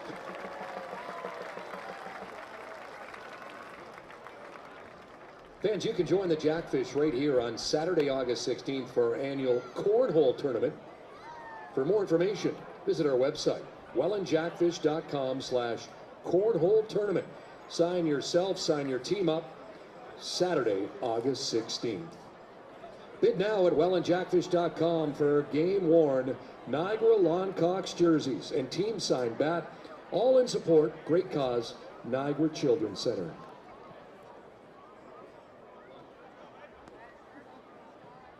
Leading off the fourth inning for the Brantford Red Sox, third baseman Chris Ortega. Top of the fourth here at Welland Stadium, or as we call it tonight, the Coop. Niagara Longcocks ahead of the Brantford Red Sox 3-0. Longcocks 3 runs on 3 hits and an error. Red Sox no runs on a couple of hits and no errors. Theodoro Ortega back out of the bump for Niagara. Yanks that one outside, and it's 1-1. Ortega has mowed down the Red Sox order thus far. 2 base runners, that's it through the first 3 innings. He's got 4 punch-outs to go along with it. Zips it in there, in on the hands, and it's fouled off. 1-2 to Ortega, the third baseman. Ortega hitting for average this season in Brantford, also providing a little bit of pop out of the 3 and 4 hole. Nice little find for them this year. Christian Ortega. And a 1-2 on the way. Got him swinging strike 3. Ortega's got 5. And that's how we start the fourth. Fans, guess what? Free. There it is, free fries. They're going to put the S up to our left. Welland McDonald's locations, Niagara on the fencing there. Tomorrow. Fans get some free fries tomorrow. First baseman Cassidy Watt. That'll bring in Cassidy Watt with 1 away. Ortega delivers. Watt sends one in the air to right field. Couple of steps over to his left. And Mateo Porcelato hauls it in quickly, 2 down. Nice. Right fielder. How much time do we have on our hands during the week? This much time, Reese. Some people would say this is better than hearing Madonna live now.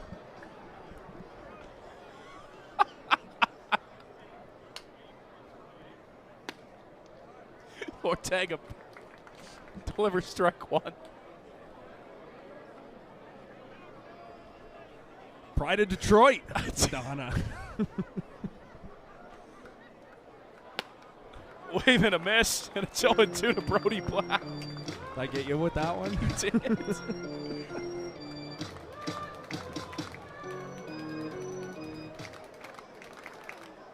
0-2 on the way from Ortega. It hit him.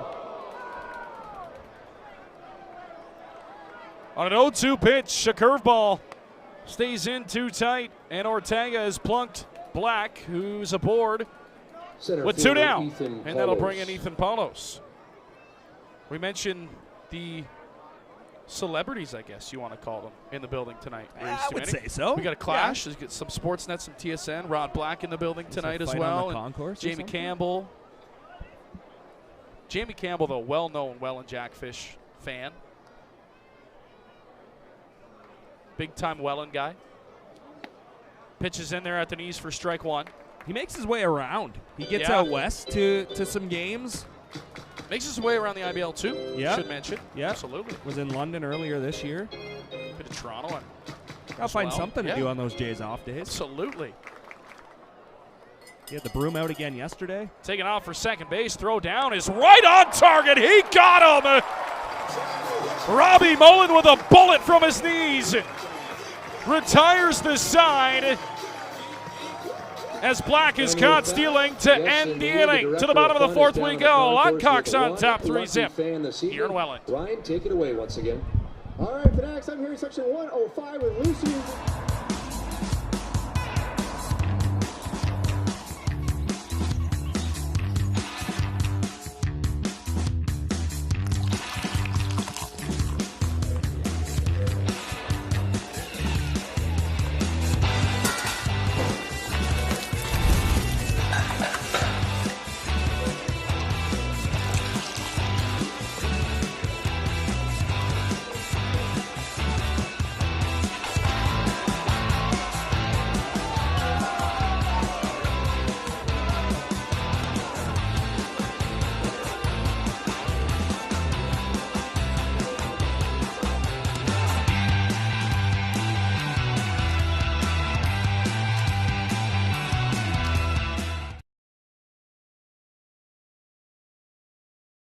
Or visit Denise at the Catch Beer Bar on the third base side. Enjoy an ice-cold pond water lager or slippery fish light by Newark Brewing.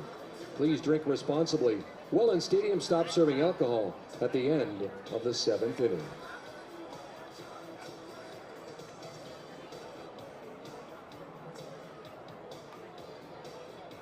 Fancy professional and dedicated staff here at the pond ask you to help keep this site beautiful. Please use the provided trash containers for your garbage.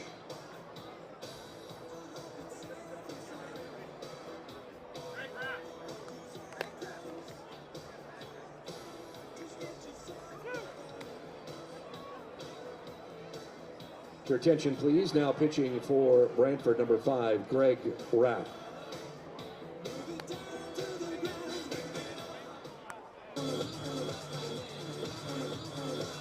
Leading off the 4th inning for the Longcocks, second baseman, number 4, Jonah Weisner. All right, back inside the ballpark. New pitcher into the ball game. Third pitcher of the night for the Brantford Red Sox. It'll be Greg Rapp getting the 4th. And he'll get the top of the lineup. Reese to Manny. 1, 2, 3. No easy task. The fact that this is the 3rd time through already in the 4th inning, and it's wild to think there's only 3 on the board. It could be much worse than this. Rodriguez and then Armitage did actually a really nice job of minimizing as much damage against as possible. But 3rd time through, it's another look at a different pitcher.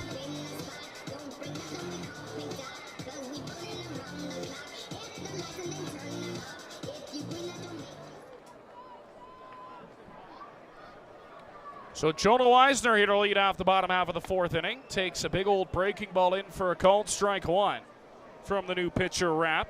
An ERA north of 9.5 for Rapp on the season. Not a ton of innings under his belt. Check swing. It's going to be called a strike, and it's 0-2. So back-to-back, Reese, the same pitch. Big looping breaking ball. See if he goes back to it here. Wouldn't surprise me, but a little bit further out. Rapp rocks into the windup. Goes fastball high and away. 1-2. Yeah, I don't know. Check out these outfits down here. What do we got going on down low? Chicken caps. The pink. Look at that. That is awesome. I don't know what I'm looking at here. We got Pink Panther, the chicken caps, a whole group of them down there. I say this group has to have a name, right? I was going to say we got to see. Oh, there's more of them coming. They just keep appearing. We are trying to break a record. Yeah. They just keep coming down from the concession area there. Weisner going to poke that one to short. Going to be a tough play. Cantor to first. In time. Nice play by the shortstop. Leadoff man retired here in the 4th. Center fielder, number 11. First time Weisner's been retired. Walked, doubled. And yeah, heck of a play by the shortstop coming in. That's a ton of speed making its way down the line. And they just got Weisner. Gio Morello with one away will step in.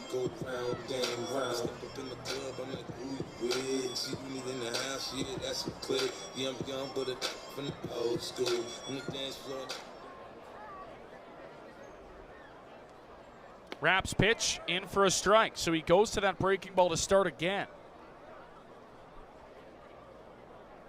I count 9 of those chicken hats, by the way. There's probably more not on heads right now, but just to update people at home. Only 9? Yeah. 1? Nope, there's 2 more there. Okay. Yeah, so those, yeah, they're coming back. See, I count 15. It's all right, we're well over a dozen then. Hey, 50s guy in math right here. That one's going to be poked through on the left side. That's a base hit for Gio. Big turn at first base, but he's going to stay with a base hit. He's got his first knock of the night and a 1-out single. Right We'll bring in Mateo 10, Porcelano. Mateo That's why we're broadcasters, Reese. Big time. Yep. Like fractions, like boring. Baseball, not boring. In the winter, hockey, not boring. Fractions are kind of boring. I don't know. Pythagorean theorem? No thanks. Couldn't agree more. So here is Porch. Mateo tonight is 0 for 2. Watch for Gio to take out, but he got the lefty now. So a little tougher to steal. Usually doesn't deter Gio Morello. No, I fully expect him to be off at some point. Tough with the two guys who are coming up, or one guy who's up and the next guy in Smybert, but just because you have a power bat at the plate, you can't stop being aggressive. And we've seen it all season from the Jackfish, and Longcocks trying to carry the tradition for a game. The 1-0 on the way. It is there for a called strike, 1-1. Should mention that auction's still going on. Make sure to go get your bids in on those Longcock jerseys. Bidding going up. We'll give you an update on the highest bidded on jersey here in the next inning. Also got story time coming up. All we do, and all great causes, or all proceeds tonight going to a great cause in the Niagara region. Make sure to run those jerseys right up there. That side bat as well, too. And a Rebel bat says, there goes Gio taking off. That one's popped in the air to left field. Out the shortstop, Cantor. He's got it a couple of steps onto the outfield grass. Morello hustling back to first, 2 away. I think that sign bat originally was made for Jake Sanford for the baseball game. Probably. And then he left, of course. And he told me he left the bat. So nobody's hitting with it. Nobody's hitting with it, unfortunately, but it's going to be a nice little piece of memorabilia for some fan out there who is the highest bidder. Get a rack or get a cage, hang it up on the wall. Absolutely. Or case. Yeah, hang it up somewhere. Hey. Not a math guy, not an English guy, so I got 60s science? in English, though. Okay, there you go. Yeah. Gio's going to take off next pitch. Not Whoa, close. that throws into center field. Morello's on his way to third. That throw wasn't even close. And another run now 90 feet away for the Longcocks. That's a stolen base and then an E2. Right side of the bag, but well off the mark.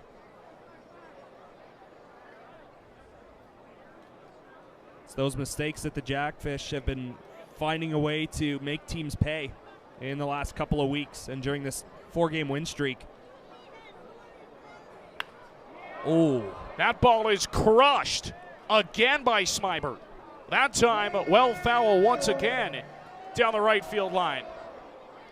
He's got a feeling he's going to be on time one of these times. Yeah. He said it's going to go a long way. Yep. He's going to go the other way now, watch. It's like last time. Or just like the first, I should say. That one's going to be bounced right back up the middle. James Smybert's got a 3-hit night. As he drives in another one, Gio Morello, it's an RBI single, 4-0 Longcocks. And he just continues to hit the baseball. The catcher, number 23, Robert. Doesn't seem like it matters where you place it. It can be in a good spot, and really that one wasn't hit that hard. But it was hit hard enough and hit in the right spot. Right up the gut. After the stolen base in the air, easy RBI for Smybert. Now Robbie Mullen going to see if he can keep it going, facing the lefty. Mullen takes a called strike, and it's 0-1. Yeah, so once again, another team bringing in a left-handed pitcher race to get that heavy left-handed top 3 in the Jackfish lineup. Doesn't do it quite. He gets 2, but he's got to face Mullen now. Little hack job of a swing. The slide, he is in there safely with a stolen base. So Smybert gets into scoring position. But now 0-2 on Mullen. That was a hit and run on a pitch that was probably going to be a ball.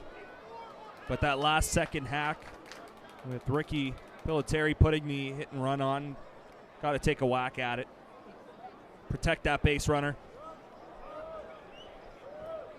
But now all you need is a single to bring another run home. Mullen in an 0-2 count. Here comes the pitch. It's high for ball one. Jackfish have scored a run each inning, Reese. And until this inning, because they've got 2 hits now, it was 1 run on 1 hit for the first 3. Right now, if it stands, it's 1 on 2. Mullen pokes the bat head out at it, and he sends it to right field. That ball is going to get lost up in the lights, and it drops in for a base hit. Smibert's going to jog home. He was on the move with 2 down. RBI single, Robbie Mullen, 5-0 Longcocks.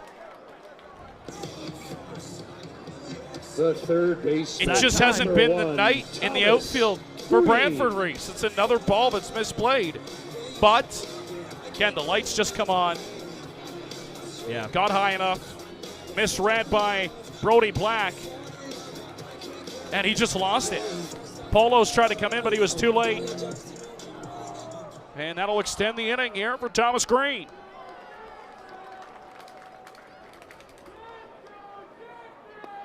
Check swing, able to hold up with the ball in the dirt, 1-0. It's these extra outs that you give a team like the Longcocks, and they'll make you pay. Luckily for the Red Sox, they've got 2 down. Not sure where they think Mullen's going. Mullen and his 1 stolen base. Fast.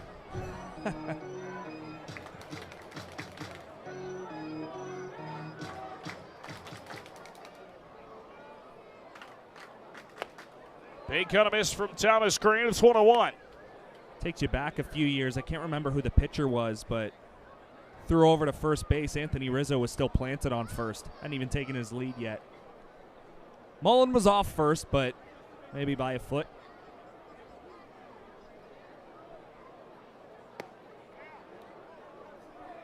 Takes the ball, 2-1. See Green get into one here. Saw a ton of 2-out magic here on Saturday when the Baycats were in town. 3-1. He's got himself into a great hitter's count now.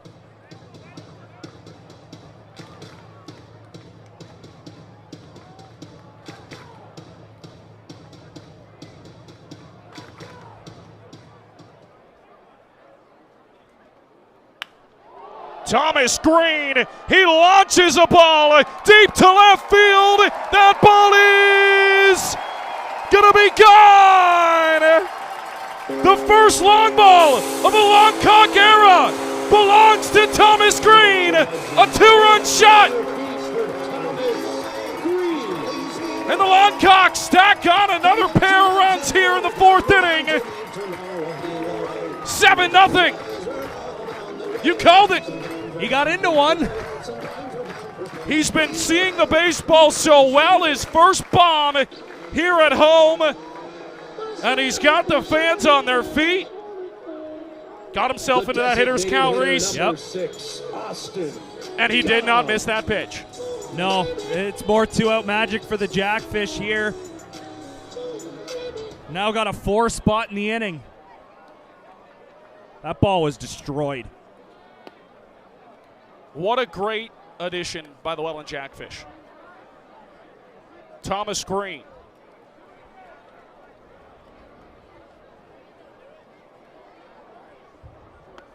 Get the stamp of approval over here from the GM.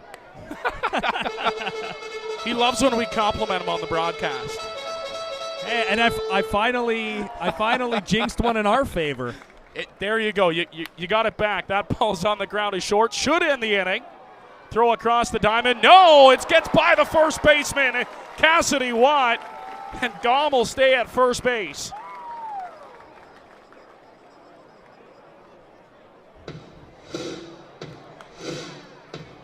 Gom made it close if the throw was caught and on target. Number 20, Brendan Luther. We're going to give him a single for it.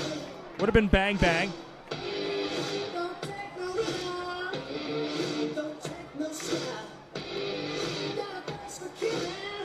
For Gom and now for Luther, this is an at-bat in the 3rd straight inning. Also at 125. Again, make sure to go grab those and get those bids in. Taken off for second base. Throw down is not going to be in time. Sliding in safely is Gum. He's got a stolen base. That bat, Reese, up to almost $200. That's awesome. It's going to absolutely see if this will end the inning. Bouncer to Bateman. On to first, it does, and the inning is over. Head back down Thomas Green, again. a big swing in the fourth. A two-run shot. And the Niagara Longcocks are running away here in the fourth. 7-zip Niagara on top as we head to the fifth. That's coming soon. Don't worry. Donuts will come soon. All right, for next we got Pat and Ryan for the Bubble Blast. Chance to win a free oil change courtesy of Elevate Automotive Truck and Trailer. Here's how this works. When I say go, you bring a bubble down here. Gotta pop it anyway. Oh, down goes coach. Any way you can that does not involve your feet or hands.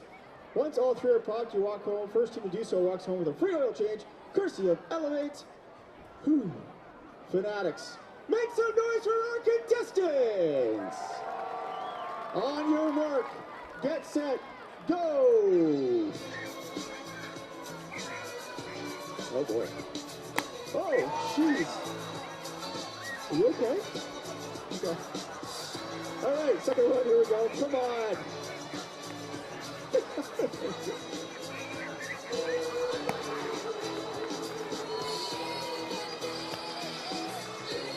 You're sure? Okay. Last one, here we go. It's up to Crystal. And Ryan, let's go. Last one. Gotta pop it. Oh my gosh. Oh boy. Hey, congratulations, Crystal and Brian. Welcome to free oil change, courtesy of Elevate. Fanatics, make some noise. We're gonna check Brian for some internal bleeding. We'll be back. Once again, fans, this park is a non-smoking facility. Smoking and vaping are not allowed anywhere within the stands or concourse in accordance with provincial and municipal regulations. Anyone caught smoking inside will be subject to fines and removal from the facility without refund. Keep those bids coming. Bid now at wellandjackfish.com for game-worn Niagara Longcocks jerseys and team-signed bat in support of the Niagara Children's Center. The auction closes at 9:30 p.m. tonight.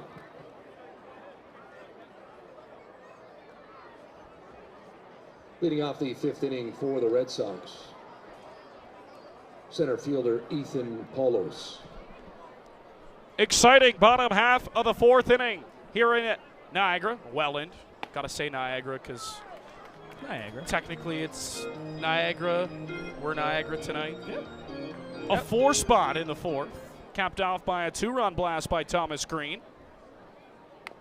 Doesn't it just make you feel really good as a broadcaster, Reese, when you say something and then the player continues to, or goes ahead and does that? When it's for the team that you're working for? It was about time. Yeah, for sure. Yeah. I think if you had one more jinx for the wrong side, J-Mac was going to grab you by the collar and toss you out the window. Yeah. So you got one back. You got one back. Yeah, I'm 1-2 now. Yeah, 1 for the Fish, 2 for the Visitors. Yeah. Strike 3 and you were out. Yeah. So you're back to 1 under.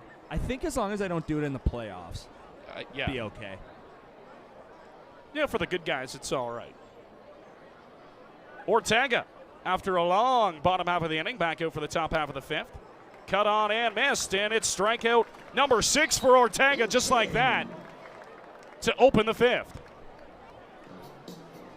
He's got that cushion now to just continue to attack these Red Sox hitters. Not like he wasn't before, but that 7-run cushion does help. More Michael Jackson.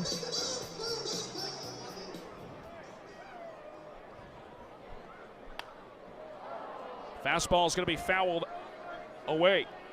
Second baseman Lucas Bateman tonight 0 for 1.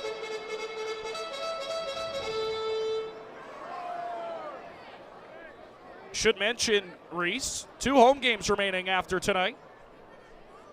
No home game on Saturday. Of course, Jackfish earn Guelph.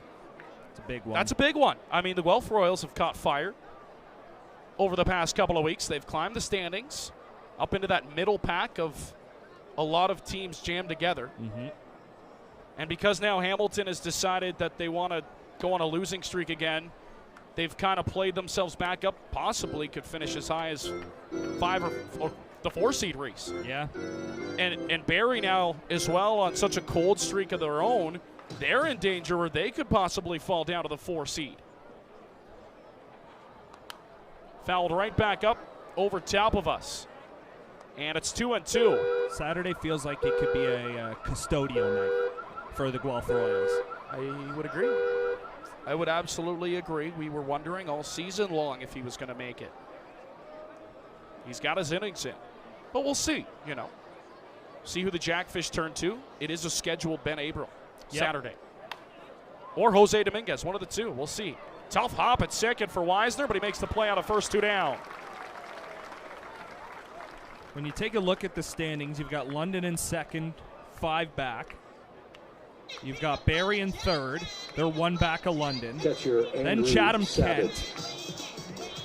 They're 1 game behind Barrie. Hamilton's in 5th. They're 1 game behind Chatham-Kent. A game and a half back of the Guelph Royals of Hamilton because Guelph has played 1 more game. Then Toronto is a game and a half behind Guelph. Kitchener, 2.5 behind Guelph. 1 behind Toronto. Which is crazy. Reese, that 4-5 is going to be a heck of a series in the first round. Yeah. Whoever it may be. I got like a hunch it's going to be Chatham-Kent and Hamilton. Yep. And it's or Chatham-Kent and Guelph. And it's going to be a great series. Yeah, and Hamilton's got 2 games in hand on Chatham-Kent. So those 2 games, if they're victories, Hamilton gets home field. If they finish 4, of course. But well, and Hamilton could, you know, rattle off 4 or 5 in a row again. Like they do. Yep, they could. And a 1-1 on the way from Ortega. Bounces in the dirt, able to hold off on it. He's the catcher Savage tonight. He's 0 for 1. And it's strange. They're one of 3 teams in the league to not have 200-plus runs scored. Who's that? Hamilton, Brantford, both in the 190s. Hamilton's 199, Brantford's 191. London, second-place team, 195 runs scored. And the first-place team?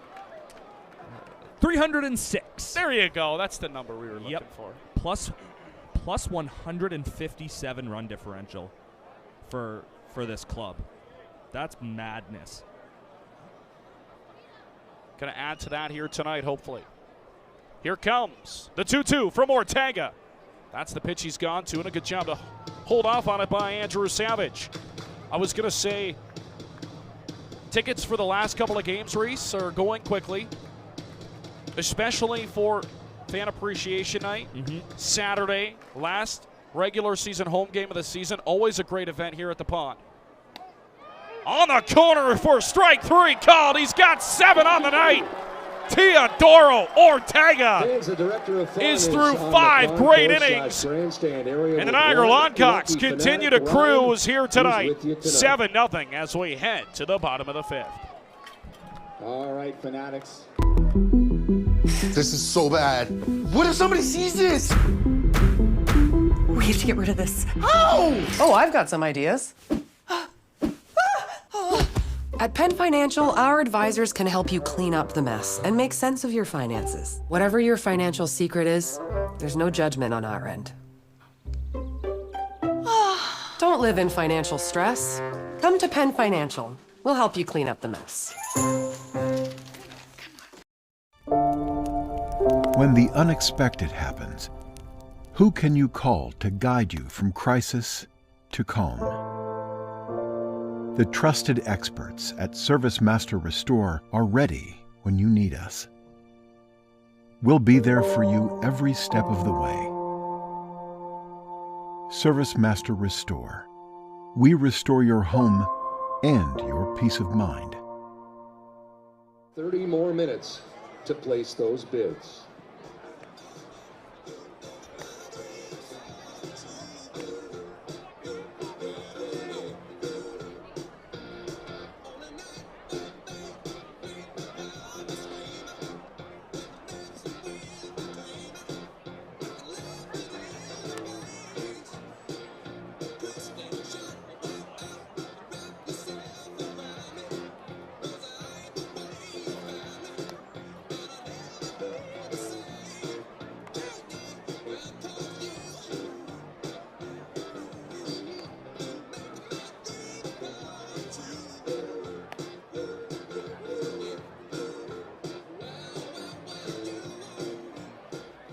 Leading off the 5th inning for your Niagara Longcocks, right fielder number 21, Brandon Hoope.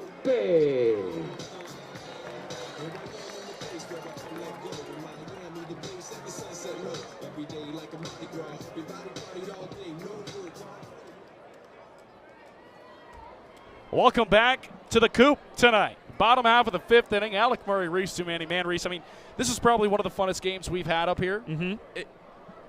Yep. The score helps, of course, but, I mean, the night in general has just been so much fun. So, let's get the story with all of our staff and our interns that we hire for the off season, for the regular season.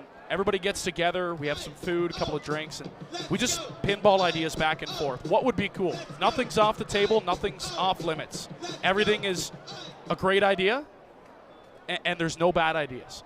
So this all kind of came about that we were going to do this because the region of Niagara, St. Catharines, they had banned domesticated chickens.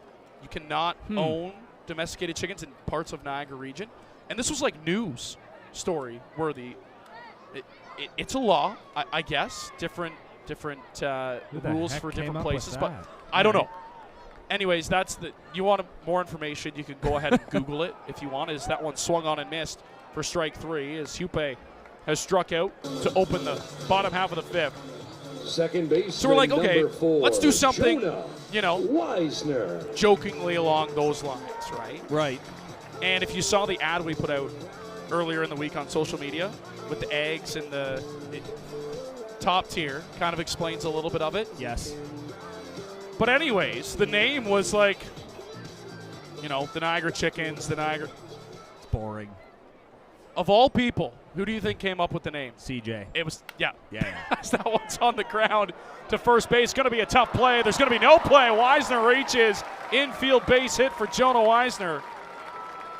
And a one-out single. He's on again. Third time on base tonight. 11, Gio. So CJ's like, what if we call ourselves the Niagara Longcocks? And we all kind of laughed. And kind of that joking, like, yeah, okay, sure. Yeah, and knowing, like, we're not going to do it. And then he said it again. And we're like, I mean, it's a great name. Like, nothing's going to beat that. No. And we were going back and forth, and then it was finally, you know what? We're the Welland Jackfish. We can do what we want. The Niagara Longcocks were born. Yeah. Jerseys were in, and the rest is history. Top tier, I think. It's, right on that line of really funny and really great. Yep. I think the funniest thing for me with this whole experience was when I first came in, we had sort of talked about me hopping on board in the off season, doing a couple of hockey games together. Yeah. And so anyways, we got connected a little bit more. You gave me Ryan's number, or you gave Ryan my number, one or the other. And so going to meet him, one of the first things I see up on the door, and it was in behind where Callum was sitting in the office, I'm not sure the correct wording, but essentially lawn cock reach. Like, where has this gotten to? Where has merch been bought? The North American map. Yes. The map. Yes. So you start to see all these states circled and provinces, and I go, Callum, what the heck is that? I had seen promotions on social media about the alter ego and Lawn Cox night, but I just got to ask, is this like all gear, whatever? He goes, yep, since we announced it, since we've had stuff available, those are the states, those are the provinces where people have bought Lawn Cox gear. So I started counting the states. I'm like, and season starts in May. This is probably March. Yep. And I'm thinking, this has only been a thing for a couple of months, no? And he's like, yep, it hasn't been very long. And I said, is this like one per state, one per province? Like, no, it's pretty well, a few items from everywhere. And I'm like, holy crap. And he said, our goal is to have every state and province filled in eventually. I'm like, if that happens, that's like, It's close. It's very close. It doesn't happen very often when you see something like that go so big. Ground ball up the middle. Going to be a tough play. They're not going to get the runner at second. The throw on to first is in time. So they do get the speedy Morello down the first baseline. And a nice play by Lucas Your right Bateman. fielder, number 10. And that'll bring in Mateo Porcelato. And it was just such a funny comment that has turned into such a big thing here. And I mean, the people of Welland, the fans, all ate, of course they ate it up. Yep. Right? The merch is next level. There's a couple of different styles of hats, some shirts you get. I mean, where else are you going to be able to wear a shirt that says Longcocks across the front of it? Nowhere else. Nope. Where else are you going to be able to find that? Nowhere else. And the MILB teams are very popular for alter ego nights, right? And some funny. There's been some funny ones over the years. I think this is right up there with it. I think so. And I mean, you can get your Longcocks merch on the store. T-shirts, there's some sweaters, I think, too, and ball caps, and this stuff has been flying off the shelves. It's been hard to keep in stock. Got 25 minutes to bid on a game-worn jersey. Absolutely. Yeah. At 9:30, they said? Yep. Reese? Yeah. 9:30. Yeah, and it's taken off. The fans have loved it. So it all started because, that rule turned into that CJ idea because of course it was CJ. Of course. If it was anybody else, we'd be disappointed. You know what? Adam was my second guess. Okay. Coach. Yeah. Coach was my second guess. I'm glad you said CJ. And you know what? That brings up a story. You're wearing a Longcock shirt or jersey or a hat somewhere. Especially the shirt where it actually reads out Longcocks, and it's not just a chicken. You gotta double. Someone's going to bring it up and be like, what the heck is that? You got to double and triple take that. Yeah. Like, what is that? And then they think about it. They're like, oh, yeah, you can find it at wellandjackfish.com. And then somebody buys it who doesn't even live in this area code. Because they think it's hilarious. They think it's funny, and That's how you spread, right? You got to get something catchy. This just might be it. Here comes the pitch. Porcelato sends one in the air to center field. Not very deep. Ethan Palos is under it to make the catch, and that brings us to an end of our story time here in the fifth inning. What a fun night down here at the Coop. As Brantford able to hold off the Longcocks for the first time. They have not scored a run in this ball game. 7-zip. Let's march to the sixth inning here.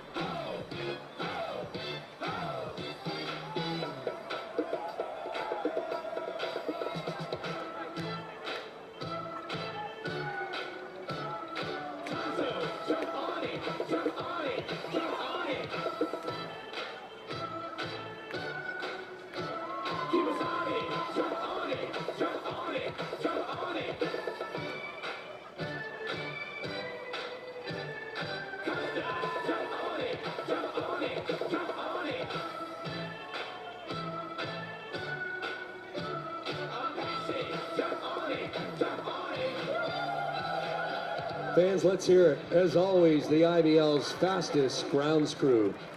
Time to celebrate some birthdays in attendance tonight. Happy 39th birthday to Dan Armstrong. Dan Armstrong, Army 39 tonight. Happy birthday, Alex. Happy birthday, Mariella. Happy 59th birthday to Tim Stang. Happy 59th to Tim Stang. Happy birthday, Jen. Happy birthday. Happy birthday to 47th birthday to Theo Wan. 47th birthday to Theo Wan tonight. Happy birthday to Emily. And happy birthday to all. To Welland Jackfish, Niagara Longcocks Baseball.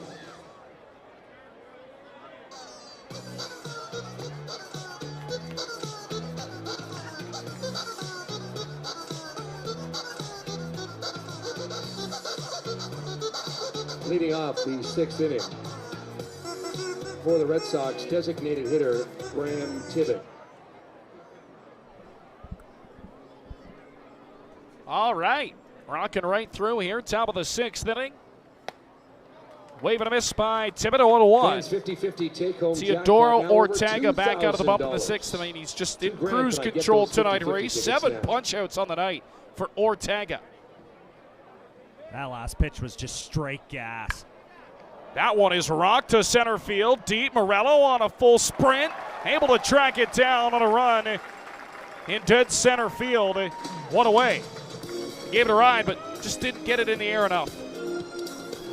Good read again by the captain out center. Yep. Just makes it look easy. That ball was smoked. Tevin put a pretty good swing on it, but it got barrel and it was just smoked. This is my favorite one. Rick Astley. It just topped the previous song that I had as the top one so far.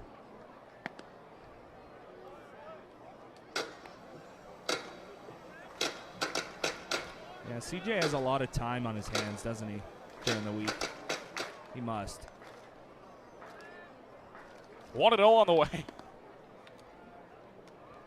I mean, I don't know how to, if I had one word to describe CJ, I don't know what I would use. He's got a couple alter egos. Speaking of alter egos. 73rd pitch of the night coming up for Ortega is a called strike. How about these splits? 52-21. Pretty good. Strike to ball ratio.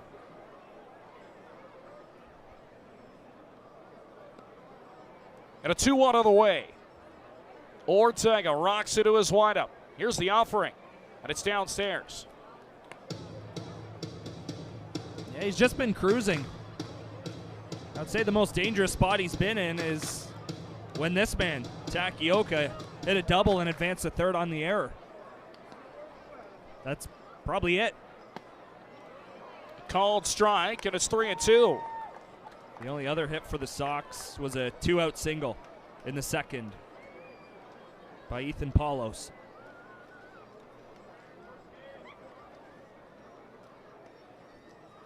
The pitch is fought off by Takioka. He'll stay alive, and he'll see another one. Coming down. Fan from Crowland came up with that one.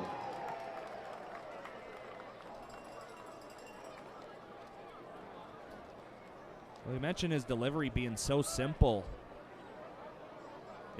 It helps with how efficient he's being. If you can have a simple delivery, it just looks like you're cruising along. You have no issues whatsoever. That's been Ortega tonight.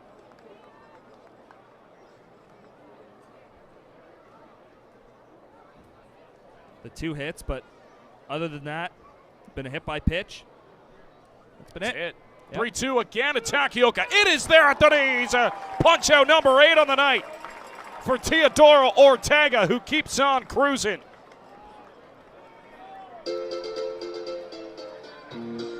Gunning for that 12. Shortstop Jacob Cantor.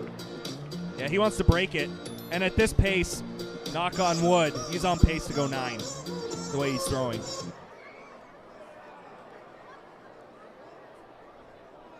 I also think conservatively, though, for Ortega, probably if this game continues to be a lead this large, Reese, you don't leave him in, though.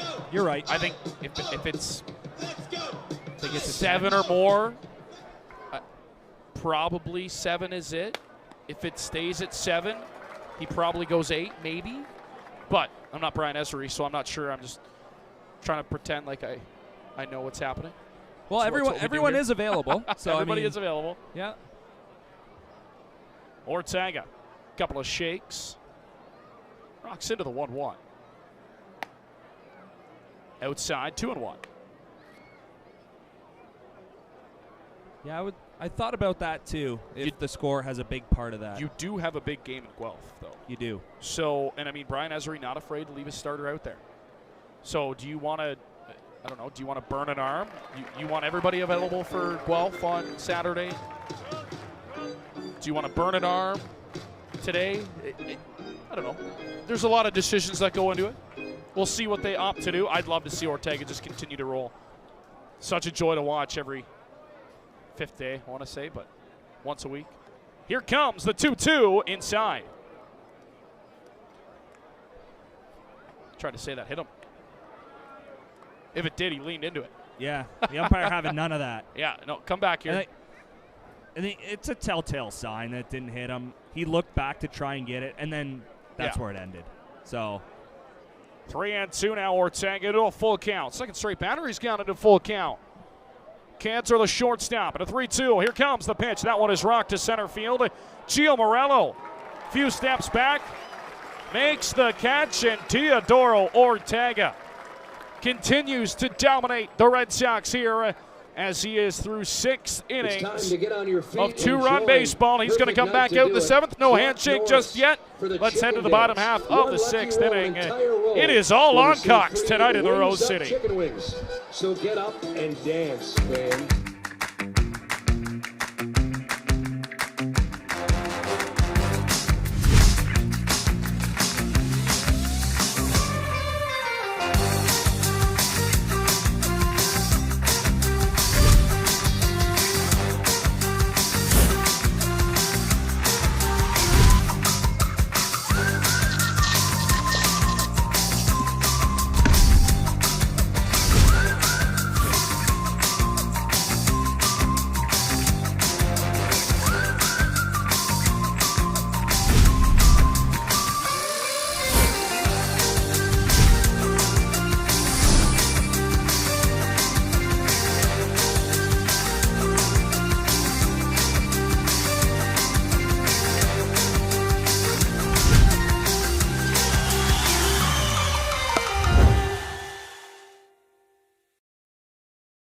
When we at Miller Lite set out to brew a light beer, there came a moment of truth.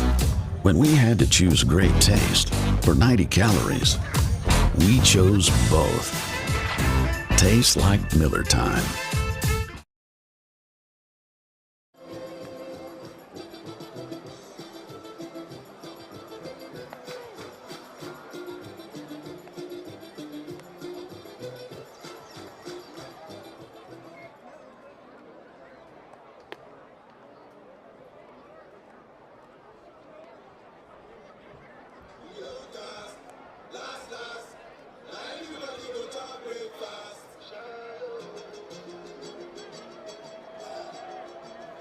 Leading off the 6th inning for the Longcocks, first baseman number 5, James Smyberg.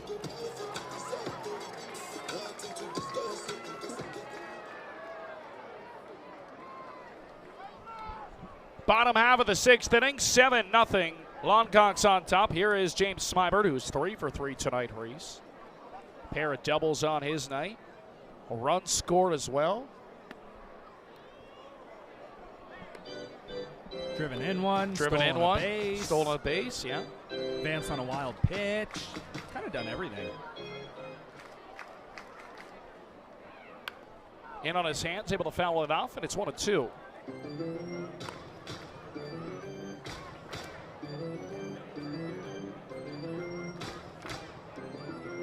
It's not every day you can say you're 3 for 3 and come into the plate for the 4th time in the 6th inning.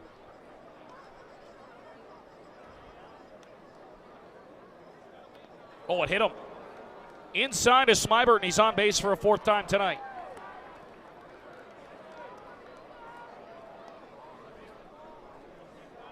That'll still get a job done. 4 for 4 looks really nice on the line, but on base 4 times. Pretty dang good, too. Catcher number 23, Robert Mullen. That lefty tailing action, it just came inside on Smyberg. Trying to paint that inner corner, and he just lost it. Natural movement from the left side. So here is Robbie Mullen. First offering to Mullen is down in the dirt. For ball 1, Mullen tonight has walked a pair of times and he's singled. He's been aboard all 3 times.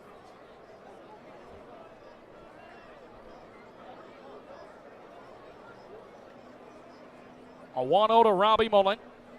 Wrap comes set. Here's the offering. Mullen high chopper to short. Going to be a tough play. On the backhand, throw across the diamond is in time. He's called out at first. And a nice pick by Cassidy Watt.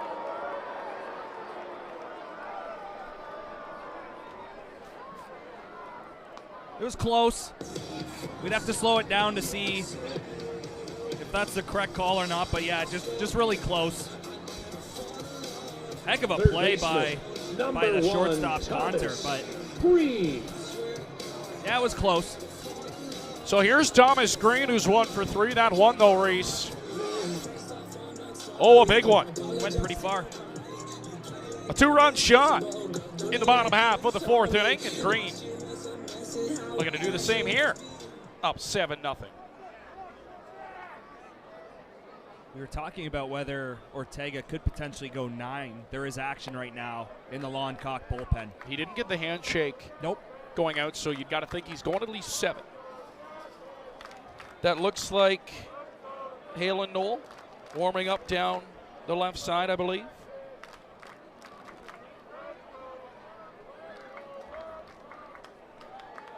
Here comes the offering, Green.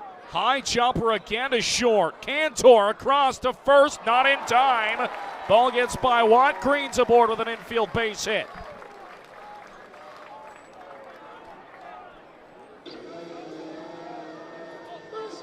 You're going to give him an error. Your designated hitter, number 6, Austin Gum. So he'll reach on the E. Going to give the error to the first baseman.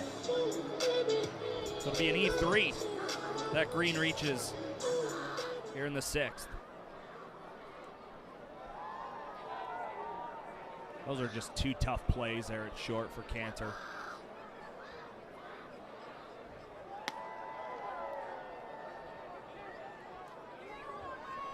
First pitch is a ball to Austin Gom.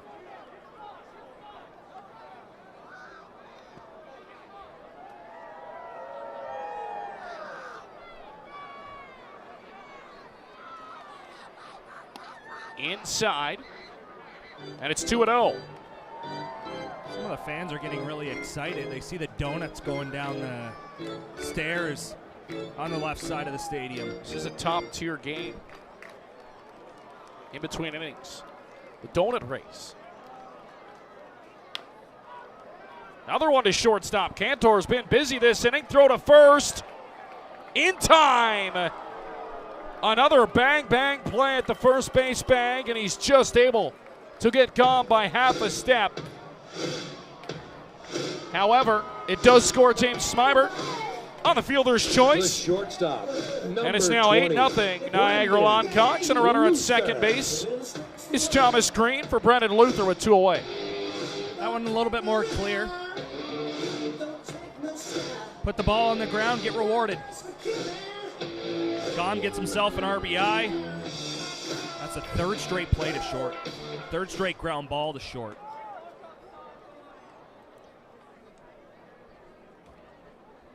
Here's the pitch. Luther sends one deep to center field. Polo's drifting back on the warning track. It's over his head. Up against the wall. Luther's into second. It's an RBI double for the Luth, who's doing a chicken dance at second base. And they tack on yet again 9-0 Longcocks. The right fielder, number 21, Brandon. We're really starting to see these left-handed hitters really swing the bat well against these lefty arms that they're facing. It's been a really impressive couple of weeks to see. It was a part of that stretch where there just wasn't a ton of offense, and even when there was success earlier on in the year, I wouldn't say that the lefty bats were really stellar against lefty pitching, but as this season has come along, they've really started to knock around the southpaws on the mound from the left side of the plate. No action in that bullpen for the Red Sox. Chopper to second. What a stop at second base. Throw to first by Bateman is in time. Star that one. Couple of great plays in the inning for the infield of the Brantford Red Sox. Fans, but the Jackfish do tack on a pair in the inning. We head to the 7th. Promotions here at the pond. All Niagara Longcocks tonight. 9-0 as we head to the top half of inning number 7. Here we go, Ryan. Take it away.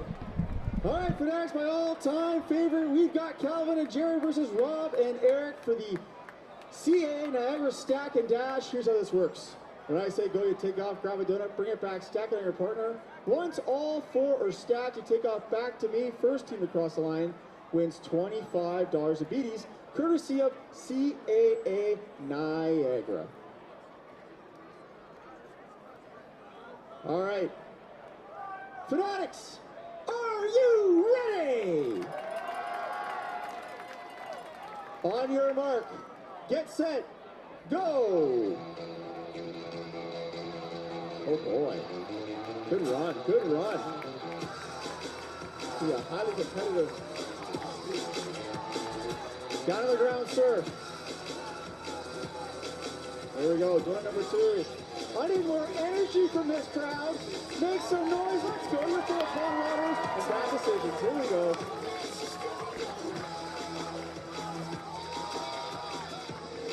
All right, door number 3.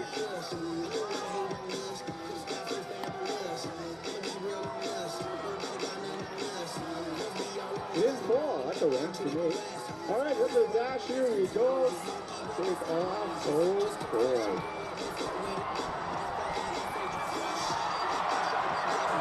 Congratulations, you're up at home with $10 of BD's, courtesy of CAA Niagara Fanatics. That was one of the most competitive games of Stack Against we've had all year. Make some noise for our competitors. Fans, don't forget we're approaching last call for 50-50 tickets, and Welland Stadium stopped serving alcohol at the end of the 7th inning. And your attention, please. Now pitching for the Niagara Longcocks, number 38, Halen Knoll.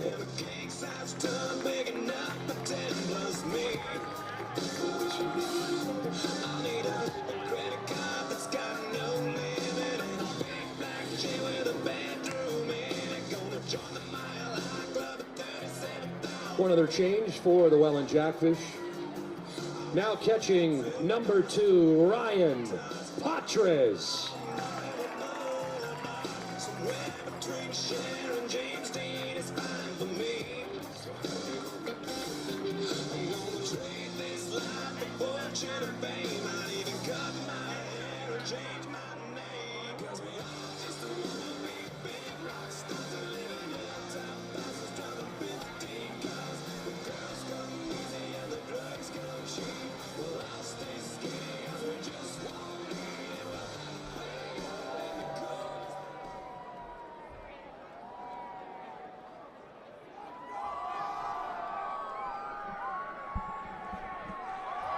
To the top half of the 7th inning here at the Coop.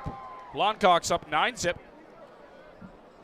As Christian Ortega steps in, new pitcher into the ballgame, Reese. I think it was just a play it by ear. Niagara got more runs. It was going to be it. If not, Also maybe you send it back out for the 7th. Halen Halen Knoll's going to get the call, though, in the 7th inning. No need to burn Ortega. Marquise. He was excellent tonight. I mean, 8 strikeouts through 6 scoreless frames for Teodoro Ortega, who throws yet another gem. And he continues to just decimate opposing lineups this season. And Red Sox got to be happy to see another arm in there. As Halen Knoll takes over, a couple of changes defensively for the Niagara Longcocks. Josh Marqueza takes over at one bag for James Smybert. And Ryan Patres will take over behind the dish for Robert Mullen. That one is lined to left field. Right on the screws, and James Smybert, who is now in left field for the Niagara Longcocks, makes the catch. We're just trying to track all these changes here. Yeah, we're kind of at that point in the ball game First where baseman Cassidy Watt. you extend it to 9 and you can start to make those changes. Again, the one thing the Jackfish are playing for right now is that pennant. Playoff spot's been locked up for a number of weeks. The infield remains the same other than the Marqueza and Patres substitution. Smybert is in left field. I want to say Gio Morello's not in center anymore, but I can't tell. No, it doesn't look like Gio. That's what I'm thinking. I'm thinking that's Brandon Hupe popping over into center. On the ground, a second. Weisner on a couple of hops, throws to first in time, 2 away.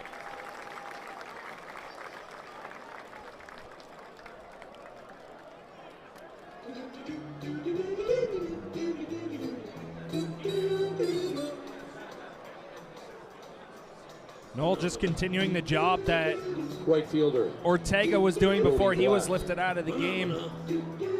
Quick outs. Ball on the ground there. Easy play, 4-3. Again, just got to pitch to contact. The lead is there. No need to pitch around, guys. So it is Hupe in center. This is back-to-back home games. We're having to try to figure out all this stuff. Yeah, we don't have the walkie-talkie up here, so we just kind of have to guess, right? 1-0 on the way. Swung on and missed. It's 1-1. Yeah, all right. We'll figure it out.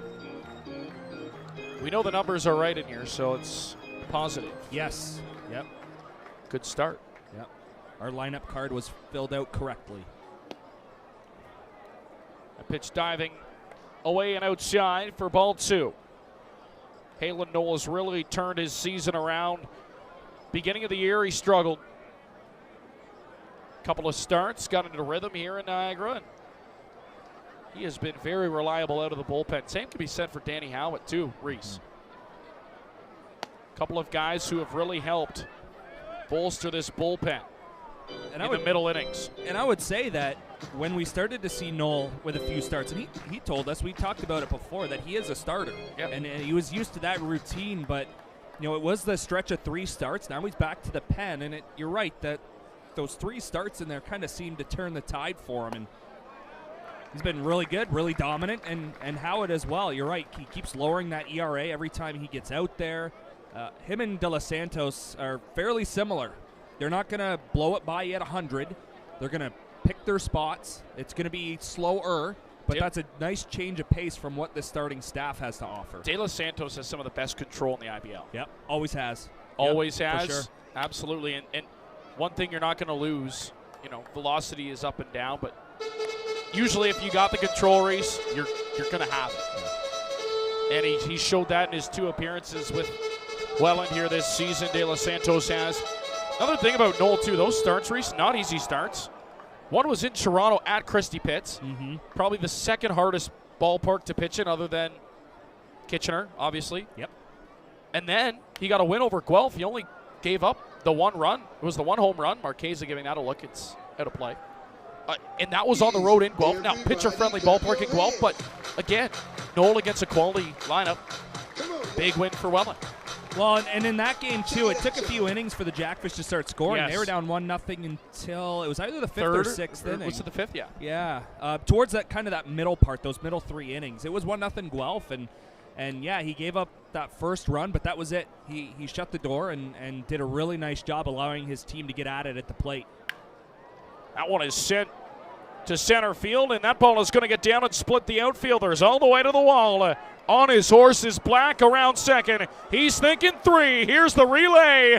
Not in time. He slides in there, able to keep that hand on the bag. And Brody Black has his first hit of the night. He's aboard for the second time tonight, and the Red Sox have a man 90 feet away. It's a great piece of hitting from Black. Took that outside pitch, Reese, and drove it to center field in between Hupe and Porcelano. Yeah, I thought they might have had a shot at getting Black at third base there, but just the relay throw, just not quick enough, not in time. But yeah, that's a really good piece of hitting by Black. 2 down, though, so it's going to have to be a 2-out knock as Ethan Palos looks to get the Red Sox their first run of the night. Don't forget, a couple of games left in the regular season at home. Not this Saturday, but next week. Thursday and Saturday, home games for the Welland Jackfish until the playoffs start, Reese. Couple of great last home games for the Jackfish. Thursday night, wrestling night. Coach bobblehead giveaway to the first 500 fans. Top tier giveaway again. Yes. It's going to be, if you want a bobblehead, you're going to want to get here early, like really early. Really early. Probably people are probably going to start showing up at like 3 or 4 o'clock. 7:15 game. Gates will open at 6:15. Chopped on the ground to third. Green, so smooth on to first. It is in time to retire the side. And then, of course, Reese, final home game against Chatham Kent. Fan Appreciation Night. Always a great night. Tickets, by the way, for that one, over 85% sold out. So make sure to grab them if you want to spend the last Saturday of the regular season with the Welland Jackfish. Meanwhile, it's a Longcocks here as we start to stretch it here in the 7th. Thank you, Rodney. Old Harry says, holy cow, Colonel Sanders. Wow, I've never seen many chickens in the pond. It's actually become a chicken coop. So no matter what you can do, if you can sing, if you can cackle, or whatever, but let's get ready to shake those arms, those legs, and those lungs as we're all going to the ball game. A 1, a 2, a 3. Take me out to the ball game. Take me out with the crowd. Buy me some peanuts and Cracker Jacks. I don't care if I never get back. And it's root for the Jackfish. If they lose, it's a shame, 'cause it's at the old ball game.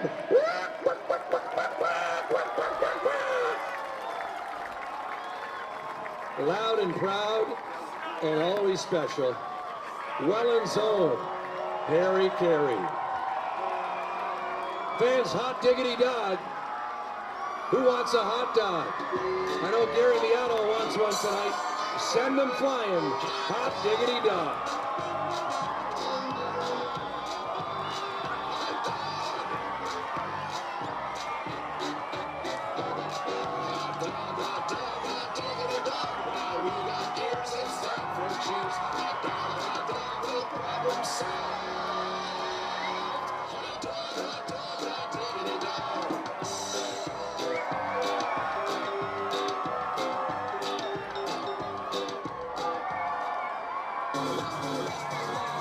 Leading off the 7th inning for your Niagara Longcocks, second baseman number 4, Jonah Weisner.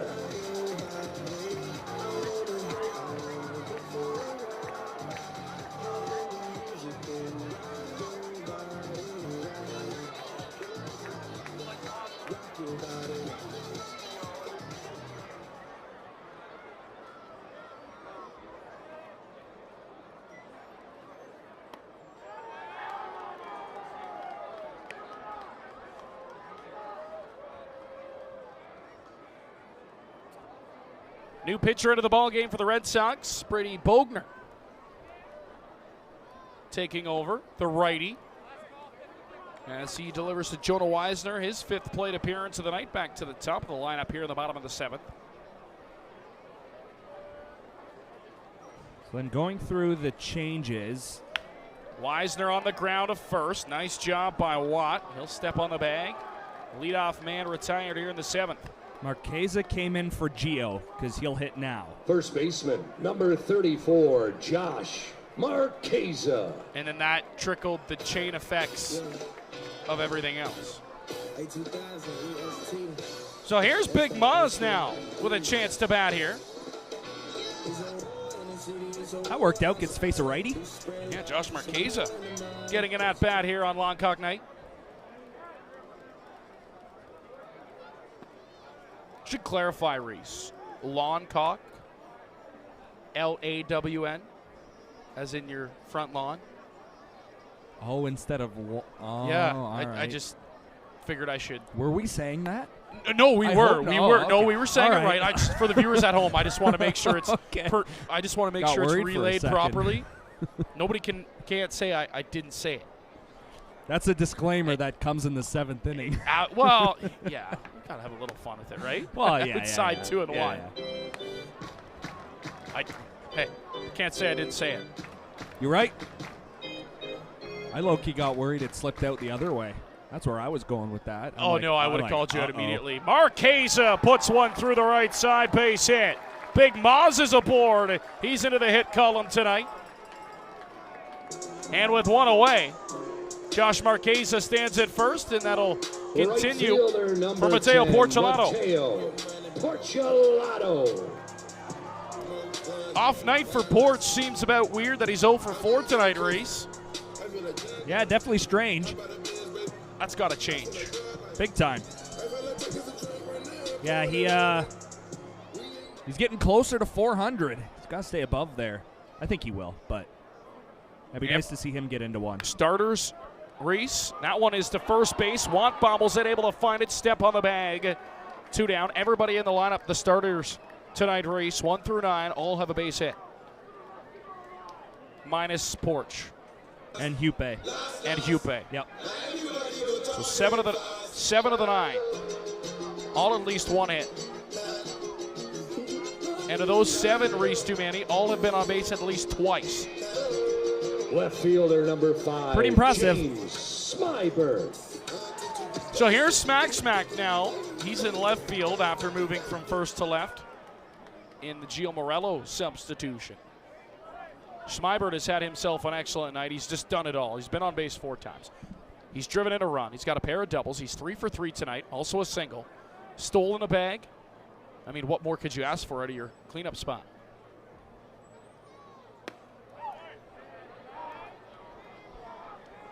The only thing he hasn't done is sent one out of the ballpark tonight. And he almost did a couple of times. Yeah. A couple of foul ones. Yeah, he's hit the ball hard. So Marqueza stands at second base, 2 down.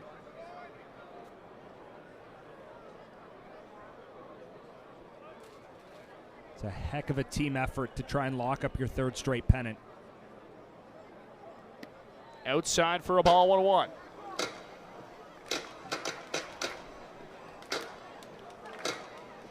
And now time is going to be called by the catcher. So Savage is going to walk out to the mound. Nothing brewing in the Red Sox bullpen. A couple of members of the Longcocks down the left field line standing around, but no action going on. So it looks like Halen Noel will have the 8th. Looks like Savage just wants to go over things. Yeah, kind of remind him who's at the plate. Dude that's been on 4 times.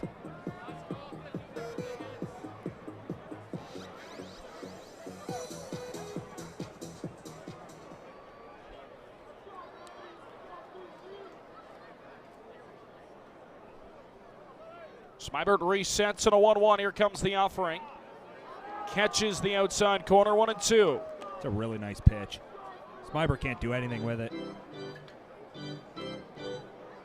Try to shoot it the other way maybe, but too much movement. Probably just hitting that into the dirt, Reese. Yep. Or hope it gets called a ball, which it did not. There's the pitch. That one's high, 2-2.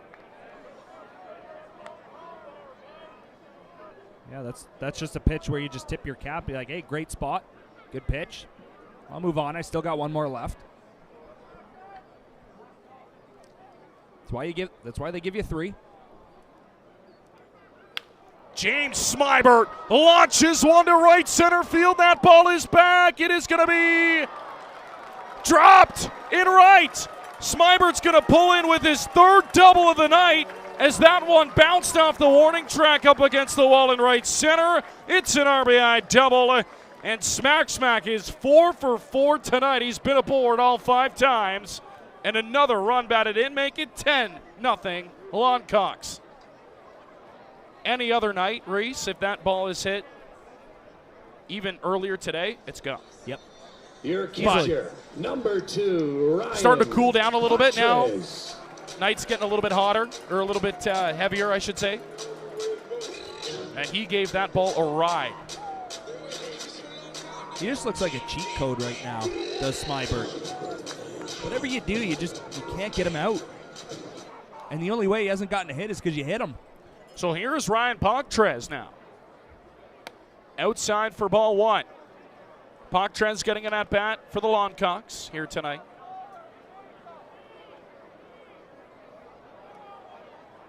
Came in as a defensive replacement for Robert Mullen. The kid's got some pop in that bat as well. Comes up empty on it, 1-1. I'm sure he'd love to bring a run home. I mean, last year, you look at all the moments that the Jackfish had. One of the coolest was his home run. Pinch hit home run. It was his first IBL home run. His dad was up here. Pretty cool moment for Ryan Poctrez. He's part of that junior Jackfish squad, Reese, for a pair of seasons. Local kid.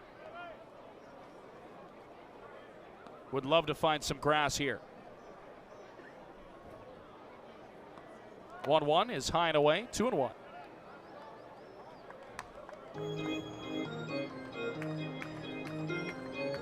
You know what? It was about time that they found some way to get a junior loop that easily mirrored what the IBL does. Right? Like, took long enough. Yeah. Takes a called strike, and it's 3-2. Obviously, you've got the junior Red Sox in Brantford, who are inter-county champions. I mean, some of those guys got to be at some point coming up, right? You got to think. Yep. A lot of talent on that team. Polar opposites, though, you talk about it, too. Poctrans comes up empty. And it's strike 3 called. So through 7 innings here in Niagara. Longcockville. The Niagara Longcocks up double digits now, 10-zip as we head to the 8th. Next Thursday, August 14th. Your time is now. You're ready for your next big step. Niagara College is a proven leader among Ontario colleges. Our students are prepared to succeed and drive innovation locally and around the world. Our supportive student culture and state-of-the-art learning facilities help you achieve your dream.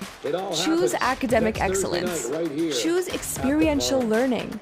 Choose career success. Choose Niagara College today. Visit niagaracollege.ca/apply. Please don't let me into my zone. Let me into my zone. Let me into my zone. Let me into my zone. Please don't let me in. Can't answer my phone now. Just leave it there. That tone. Ballin' can't beat me up 'cause I'm back in my zone now. 'Cause I'm back in my zone now.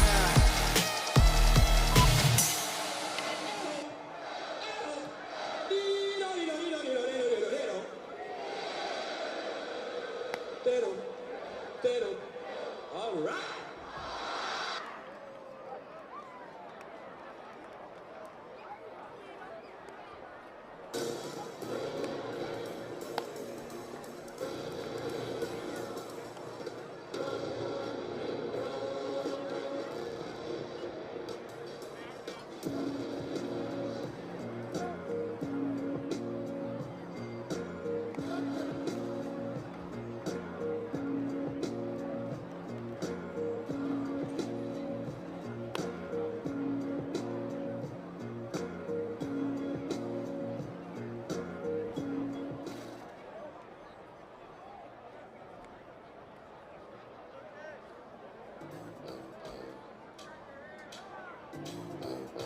Leading off the 8th inning for the Red Sox, second baseman Lucas Bateman.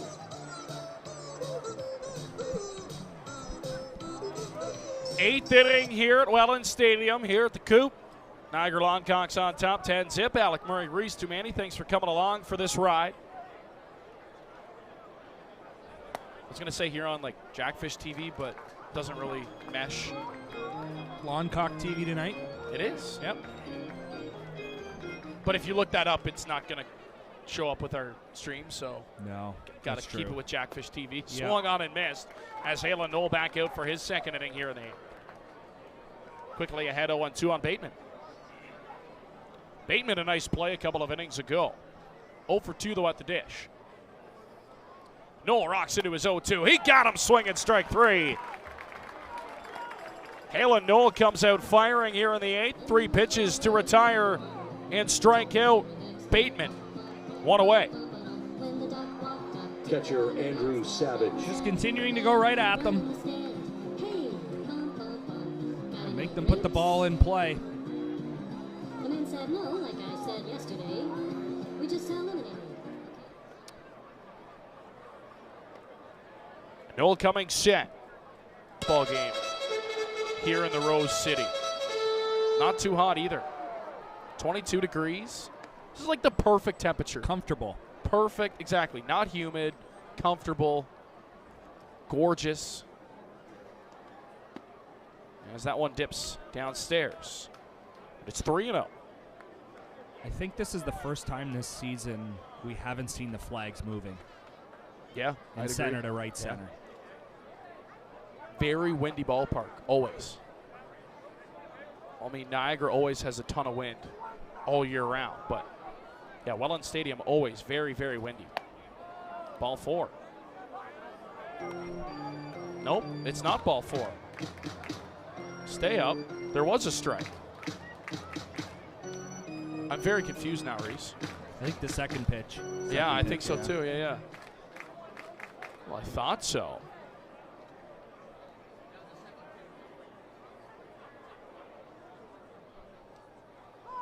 Knoll rocks into the windup. That one is lined just over an outstretched glove of Jonah Weisner into right field for a base hit.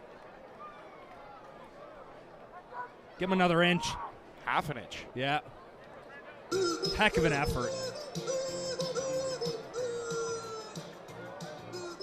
Pinch hitting for Brantford, number 26, Brandon Sekulovic. Brandon Sekulovic will pinch hit here for Graham Tebbett, who had a tough night. 0 for 2 for Tebbett.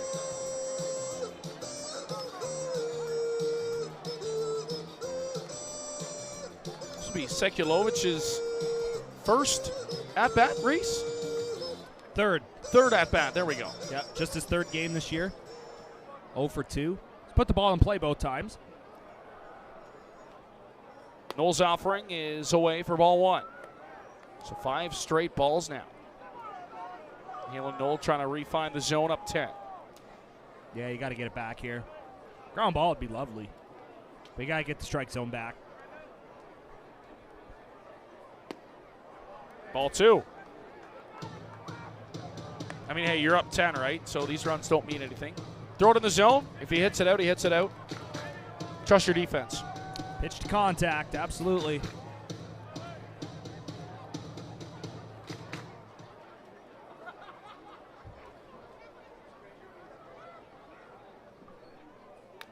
Fouled right back to the screen, and it's 2-1. Fans, get your 50-50 ticket stubs out for $2,562.50. D 3961. D 3961. Please report Solid to the Crime Stoppers of Niagara jackpot. table Again. immediately.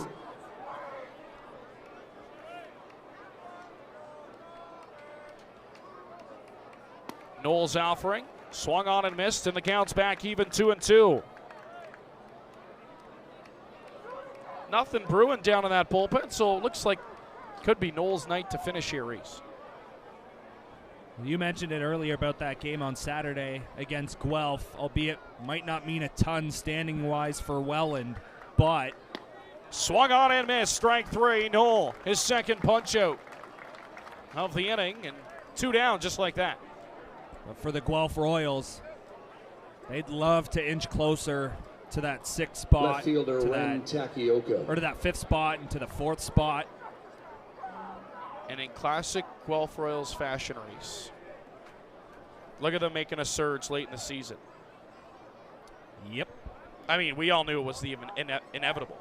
It was going to happen. We were wondering if it was going to be too little too late, but...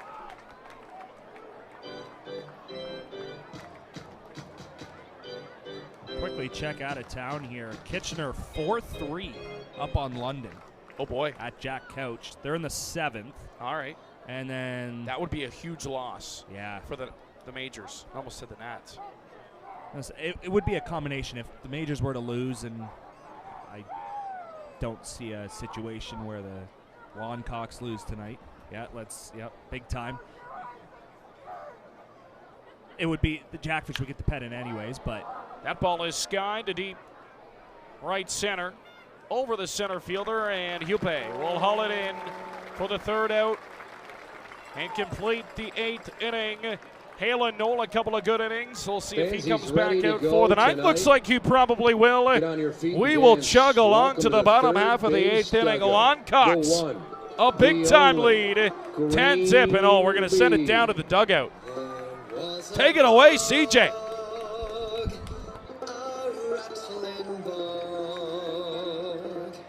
It was a rare bug and a rattling bug, and the bug down in the valley, oh, the rattling bug, the bug down in the valley, oh, a rare bug, the rattling bug, the bug down in the valley, oh, the rattling bug, the bug down in the valley, oh, a rare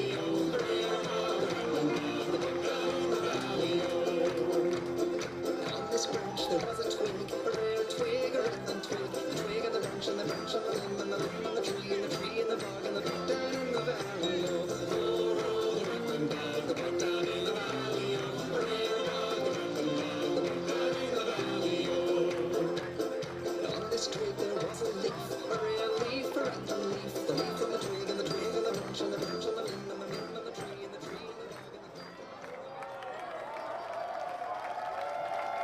The one and only Green Bee. Leading off the 8th inning for your Niagara Longcocks, third baseman, number 1, Thomas. Gonna have to start Green. PGing those performances, Reese. Yeah. As we head to the bottom of the 8th inning. Well,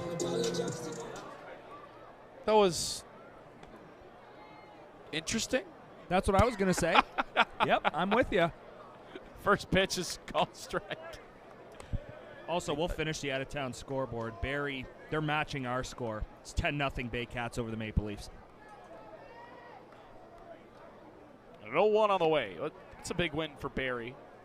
Reese, what inning's that in? They're in the 6th. 6th, okay. If London loses, they will be even in 2nd place.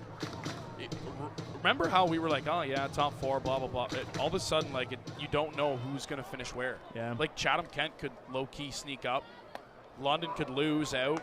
Barrie could drop to 4-5 if Guelph keep. Like, there's so many outcomes that could come of the middle of the pack. I mean, the only thing we know for sure is Welland's going to finish first.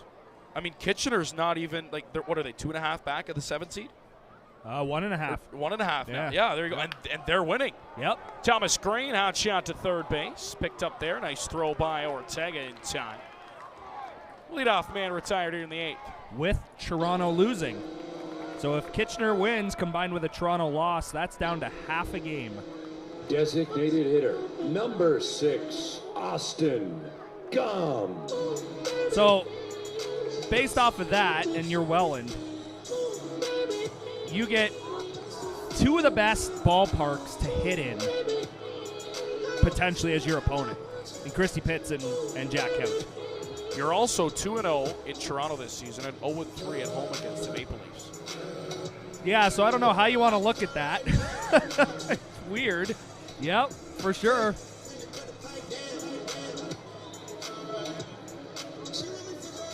And then if we talk about the middle of the pack, have your eyes peeled at Bernie Arbor tomorrow on Cable 14 if you can't make it. Chatham, Kent, and Hamilton. Wow. That's going to be fun. That's a big game. That'll Yeah. be fun. Absolutely. You got to imagine that's got to be an Owen Boone night. I would think so. For Hamilton. Yep. Absolutely. Get them off the schneid a little bit. And get their ace. The best pitcher in the IBL on the bump. Pitcher of the I'll month say in it. July. Absolutely, yeah. No, I'm with you. Best pitcher in the league. Yeah, I'm with you there. That one is going to be shot right back up the middle. And that's into center field for a base hit. Austin Gum, another knock tonight. He's got a pair.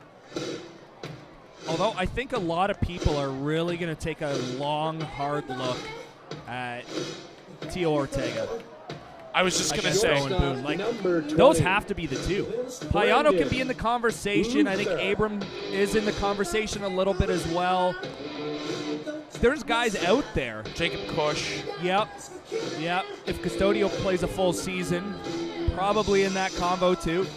I mean, Euclides Lair, what he's done starting wise, but hasn't had enough starts to kind of command that. But yeah, you go through the teams, Reese, and I think you kind of nailed the 3 or the 4. Full moon tonight too, by the way, on Longcock night. How about that?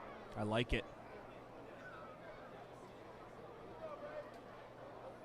Yeah, it's really interesting. I'm just trying to think of any other arms that we're missing in that.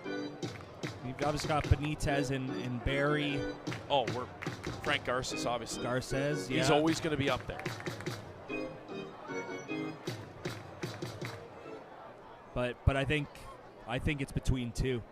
I really do. I believe it's Ortega and Boone. With the way Ortega is pitched into the All-Star break, Reese, and out of it, I mean, and realistically, his numbers should be better, but he's so good that he gets pulled early because his team's ahead by so much. Yeah. Right? And then we got to see full Ortega last week against a very good team and a great pitcher's duel and against the Barrie Baycats in Barrie on the road. What does he do? He punches out 12 and scatters a pair of hits. And that's I don't want to say the first time, but that's one of the few times we've seen Teo given a full leash, right? Tonight, I'm sure he could have gone the distance. Could have, for sure. He wasn't even at 80 pitches yet. As that one is chopped foul by Luther, 2-2. So his closest game before that one, he's had a couple, but 2-1 loss to London, in London. Now, not that, but that's his lone loss in the offense. season, absolutely, yeah. Actually, he didn't get a decision in that one, Teo. That was the extra innings game. Okay. Oh, when Barrett hit won. the home run in the ninth. And yeah, okay, yep. That was a shot. Luther, an odd strikeout as he sat down, Center just like fielder, that, 2 number away. 21, Brandon. But yeah, you're right. There's a 6-2 game in there. He won in Barrie earlier 4-3, so that's 2 one-run games in Barrie. He was the one that started that 23-2 win in Kitchener. Yeah. He pitched in a 10-6 win for the Jackfish, a 16-8 win for the Jackfish, 12-4 win for the Jackfish. In one of those games, he was pulled out in the third inning too, Reese. So, I mean, yeah, the 10-6 game, yeah, he went 4. Yeah. Yep. And he didn't. I don't think he gave. Did he give up a run? I'm not sure. One run. Okay. One there hit. It is. Yeah. One hit. Oh, cool. Look out! Breaking ball stays inside, hits Hupe square in between the numbers. And that'll turn it back to Wisner. He'll get a 6th at-bat here tonight. Second baseman, number 4, Jonah Wisner. It's impressive to look at Teo's numbers. 3 earned runs is the most he's given up in a single start this season, and he's done it twice. Both, we mentioned one of them being a 3-1 loss to Hamilton. That was here in that home and home. And then the other time was that 16-8 win in Brantford on July 6th. Other than that, ton of 2s, 1s. Jonah Wisner, that's going to drop into center field. Heck of an effort. Moving out there and trying to gather that baseball by the shortstop, and Cantor just could not come up with it. Yeah, I think number 34, Teodoro Josh Ortega's got to be your game 1 starter in the playoffs, too. I agree. And like I said, we've talked about so many other options. Like, you really can't go wrong. I mean, if you wanted to start Lair, you could. But you look at the main 3, Abram, Dominguez, and Ortega. Right? Those are your main 3 pieces in the starters area. De Los Santos is capable. Lair's capable of starting games as well. But, I mean, in the playoffs, you really only need 3. As that one will be bounced to first base. Cassidy Watt will step on the bag. Marquez is retired. And the inning comes to an end. But, hey, we shall see as we buckle up and get set for the postseason. But right now, we're going to head to the 9th inning. Last call for the Red Sox in this one. Going to have to be a miracle. 10-zip. Alon Cox looking to clinch the pennant tonight. Niagara College programs immerse students with a highly experiential learning environment enhanced by digital technologies. We place students at the center of all that we do. We are Niagara College.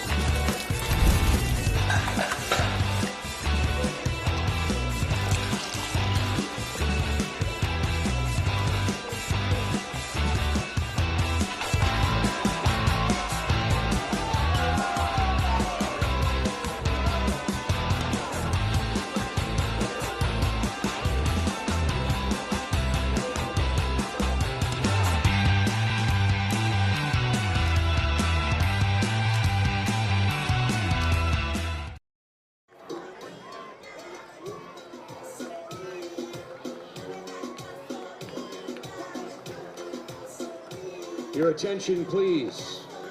Now pitching for your Welland Jackfish, Niagara Alon Cox, making his Rose City debut. Please welcome number 14, Pedro de los Santos.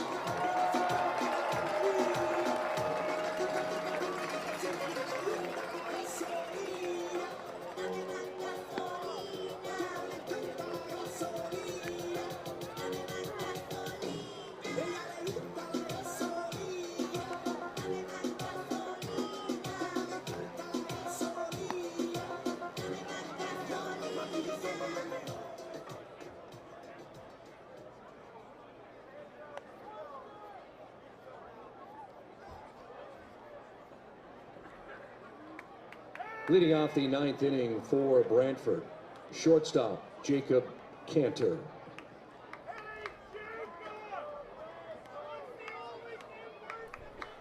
Pedro de los Santos into the ball game for the Niagara Longcocks to try and finish this one out.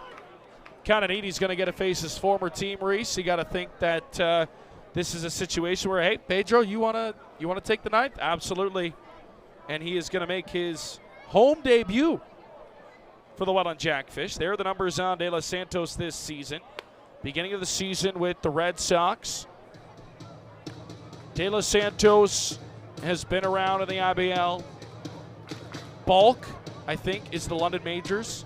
Yep. You think of Pedro de los Santos and you think of the London Majors. And the success that he had with that organization. Moved to Kitchener for a couple of seasons, then to Brantford. Now here in the Rose City. He was the ace for the Majors staff for a number of years.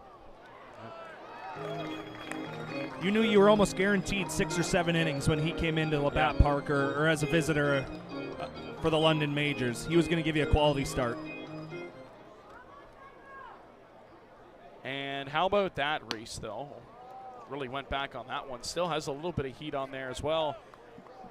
You go from the Brantford Red Sox, who are missing the playoffs yet again, and you go to sleep, you're looking up at 8 teams. You wake up, and all of a sudden you're looking down at 8 teams. Yeah. It's not a bad. Not bad, eh? Not at all. Yep. Got to think he's also excited for a chance to win. I mean, pitching in Kitchener for a couple of seasons in Brantford. I mean, obviously on some really good teams with the London Majors. And you talk about how he was the ace of those staffs as that one is flared out to second. Weisner takes it on a hop to first in time, one away. You talk about how he was the ace on those teams. Those were good teams, Reese. They were. Third baseman, yeah, Chris Cleveland Ortega. Brownlee was 300 hitter, tons of home runs. Reichstein was a killer of every pitcher from the left side. Yeah, there were some really good Majors teams. They finally got that championship a few seasons ago, went back-to-back. Yeah. In 21 and 22. Not that long ago that they won back-to-back. Robert Mullen was a part of that. Yep. Second one. Yep. That was the year that Mullen had an MVP-type season, and he was only topped by Tyler Duncan's historic season in Hamilton.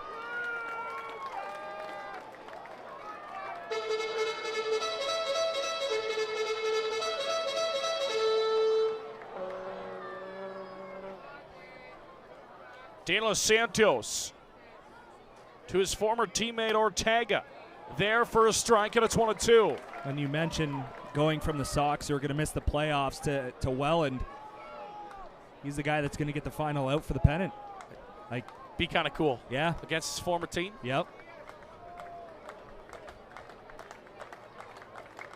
De Los Santos, the 1-2. Cut out and miss, strike 3. Gets Ortega. 2 down.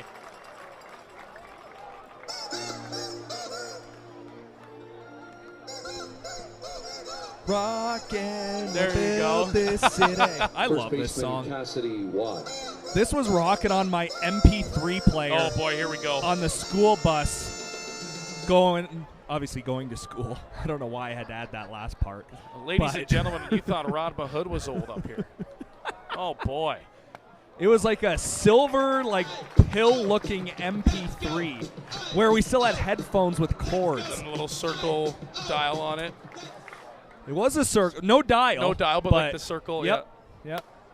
wasn't that advanced. Man, 1-1. It was a time. I just put that on the bus. It was about 25 minutes to get to school. That was when I was living in Windsor.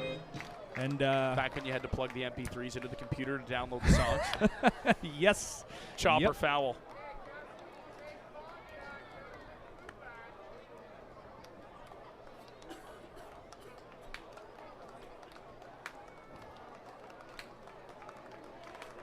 Pedro de los Santos ahead 1-2.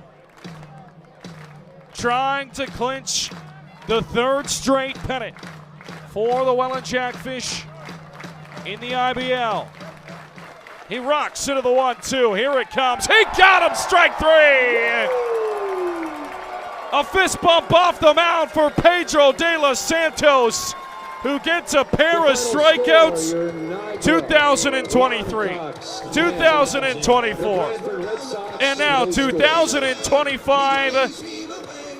At the end of the regular season, there will be the same team atop, and it will be the Welland Jackfish as they get another win here. And boy, is this team rolling into the late stages of the regular season as they celebrate down at field level. What a game. James Smiber, 4 for 4 tonight. He reached base all 5 times. And let's pop down and see who the player of the game is. And now do we have an issue down on the field, Reese? What the heck? I'm not sure what the manager of the Red Sox was doing down there. Down in the face of the Welland Jackfish coaches over there. So, I don't know, interesting. Nonetheless, 10-zip, the final score. Brantford shut out by Teodoro Ortega and staff. Let's head down to field level for your player of the game. And we will be back with a postgame to wrap it up from the coop tonight as we head downstairs. But let's hear it for your 2025 IBL regular season champion, Welland Jackfish.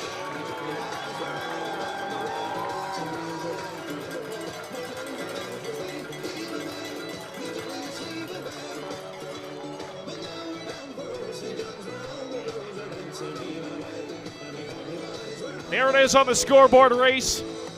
Make it official tonight. They're going to have a little bit of fun with it down on the field level, but they know this is not all they are looking for. Yeah, it's the start. There it is.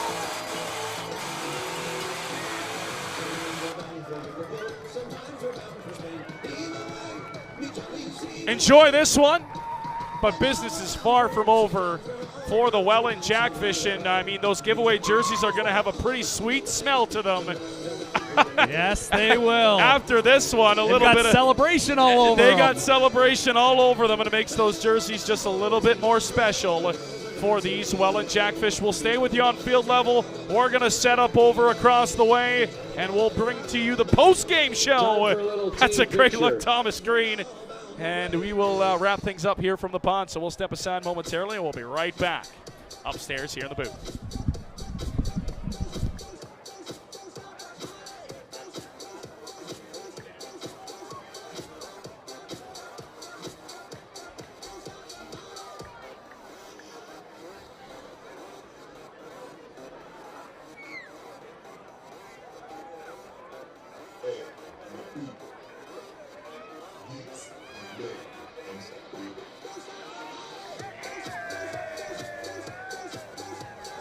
Fans, they are your IBL regular season champion. One more time, let's hear it for your Welland Jackfish.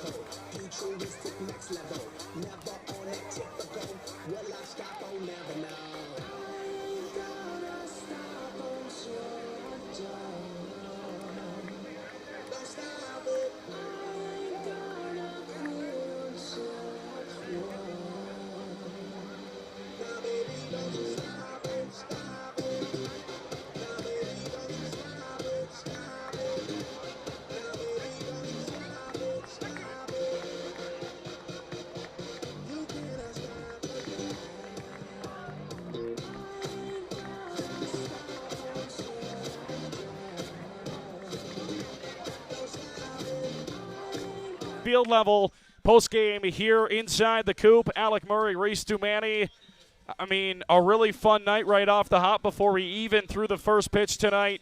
Through and through, great pitching, great hitting, and a great overall performance by the Niagara Longcocks tonight. Reese Dumani. It was fun right from the hop. I mean, we started our pregame with chicken wings and a great time over down the right field side near the barge. Continued it on with a stellar pitching performance by Ortega. Longcock jerseys are sharp. They put up 10 runs to clinch the pennant. Yeah, it was another great night at the pond. Sucks it's, we only have 2 more in the regular season. Absolutely. But just another great day and more memories made here in Welland. Good vibes all around tonight here at Welland Stadium. And, of course, the Niagara Longcocks, so much anticipation for this game. So much fun surrounding it, Reese. The jerseys, the merch, and the fans packed this place tonight once again. Already breaking attendance records last week. And then just adding on to that this year. And next. It continues to grow here in Welland. I think the main key piece I'm taking away from this game tonight, Reese Dumani, is that the Jackfish once again able to hit with runners in scoring position, able to come through with 2 outs. Yep. And, I'm running out of words to describe James Smybert at the plate. Tonight, 4 for 4, reached base 5 times, a pair of RBIs, a pair of runs, stole a base even. He just did everything tonight for the Welland Jackfish. Yeah, he did. We'll start with him. He had 2 doubles in his home debut this season, gets 2 more doubles here today. Add those 2 singles, the hit by pitch, and that's really the only way he's not going to get a hit. It seems like right now is you hit him or you walk him. So what an addition. We mentioned it during the broadcast that it just, puzzle pieces were being moved around, and we're like, okay, we got to find something that just fits somewhere. And during that stretch, we couldn't find that. But then Smybert comes in, and you drop him into the 4 spot, and the whole world opens up, and you're like, that was the perfect guy we needed for that spot. So he's just been great since he's come here, and the 2-out hitting, it continued that big 4-run inning that the Longcocks had, capped off by Green's 2-run shot. You're welcome. Finally, I called one, but no, it was a great offensive day. The 2-out hitting was there. You're right. They got runners on base via the walk, free pass, whatever the case might be. They hit the ball hard. It's everything that was missing in that stretch a few weeks ago is here once again, and they're getting hot at the right time. Seems like this team has just found another gear, and they've just started to gel. Finally, the team we're so used to seeing, the team that we saw at the beginning of the season that rattled off 10 straight wins to open the year. From Teodoro Ortega once again proving why he's one of the best pitchers in this league, to Thomas Green coming in. And, expectations were kind of mixed on Thomas Green. We weren't sure what we were getting out of Thomas Green. we knew he had a little bit of power. We knew he could hit the ball. Obviously he played NCAA Division I baseball in Purdue with the Boilermakers, so we knew that. And we knew he could play in the infield. But, he's just kind of taken third base, and you can't take him away from the hot corner. He's so smooth. He's provided stability where the Jackfish have needed stability all season long. We've mentioned there's been 6 different third basemen for this club this season. Green's come in, and he's been exceptional defensively, and he's been a plus bat for this team as well. Yeah, he really has. You mentioned it. It's, again, not that we were seeing bad defense at third base. No, I wouldn't by say, no means, no. But we weren't seeing great defense. Yeah. It was good. They were getting the job done, whereas – you're right. Green steps in, and he's excelling. He's doing really well at third.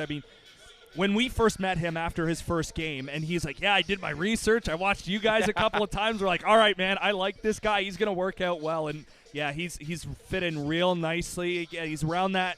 He's going to be 5, 6, 7 in the order, but again, that's a guy that understands that he's here to play defense. That's really his main purpose, I think, for him coming in.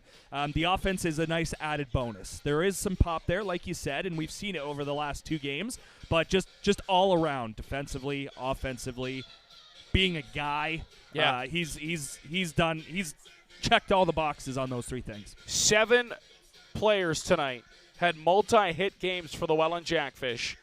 In this one, that should explain all you need for Brantford. Some of the same old, only getting a couple of innings, not even a couple of innings out of their starter. Yeah. Their bullpen kind of faltered in this one as well. Late, they used 5 different pitchers, and, not bad, but not great for them. And again, just tough to hit Teodoro Ortega and their former teammate Pedro de los Santos, who, funny enough, locks up the division. Yeah, for the Sox, just Rodriguez wasn't good. Well, Yeah. it wasn't sharp enough. And again, the fact that they got a pitcher up in Armitage 2 pitches into the game, you're kind of like, okay, this is probably an opener situation. But then, even if it wasn't, he wasn't good enough. Yeah. To 4 stay walks in and the 8 game. batters. Exactly. So you knew he wasn't going to see the top of the order a second time. They pull him after 8. Armitage comes in for the number 9 hitter, Hupe. But it wasn't just not a team that's ready to really compete for the Sox. And again, they've got a junior program that just won an intercounty championship. That's a great point. There's a lot of talent on that club. Will we see them over the next number of years? I hope so. And I hope that translates to it, because when that team is rolling and they are good, that place can get electric in Brantford. I was a part of it in 2021 when they defeated Kitchener in the playoffs, went on to play London, lost. However, London was the eventual champion. But that place gets rocking when they've got a competitive club, and unfortunately, just they don't have it this year again. But there is hope for the future because of that junior program. Well, we'll sign off here from the Coop. The last time we'll call it that this year at least, as the Welland, or we should say Niagara Longclocks, fly the Coop tonight here at Welland Stadium, the Coop, the Pond, Yep. So many different names. They get it done over the Red Sox. They shut them out 10-0. Great performance all around. We will see you not Saturday. The boys will be on the road in Guelph. You can tune in on YouTube there. But we'll see you next Thursday for a big one. WWE, it's wrestling night. Coach Bobblehead, first 500 fans will walk home with their very own Coach Bobblehead. And I can tell you right now, I saw them tonight. Exceptional giveaway. We can't wait to see you then. But for now, we'll sign off. For Alec Murray, he's Reese Dumani. Cheers from the pod. Good. Cool.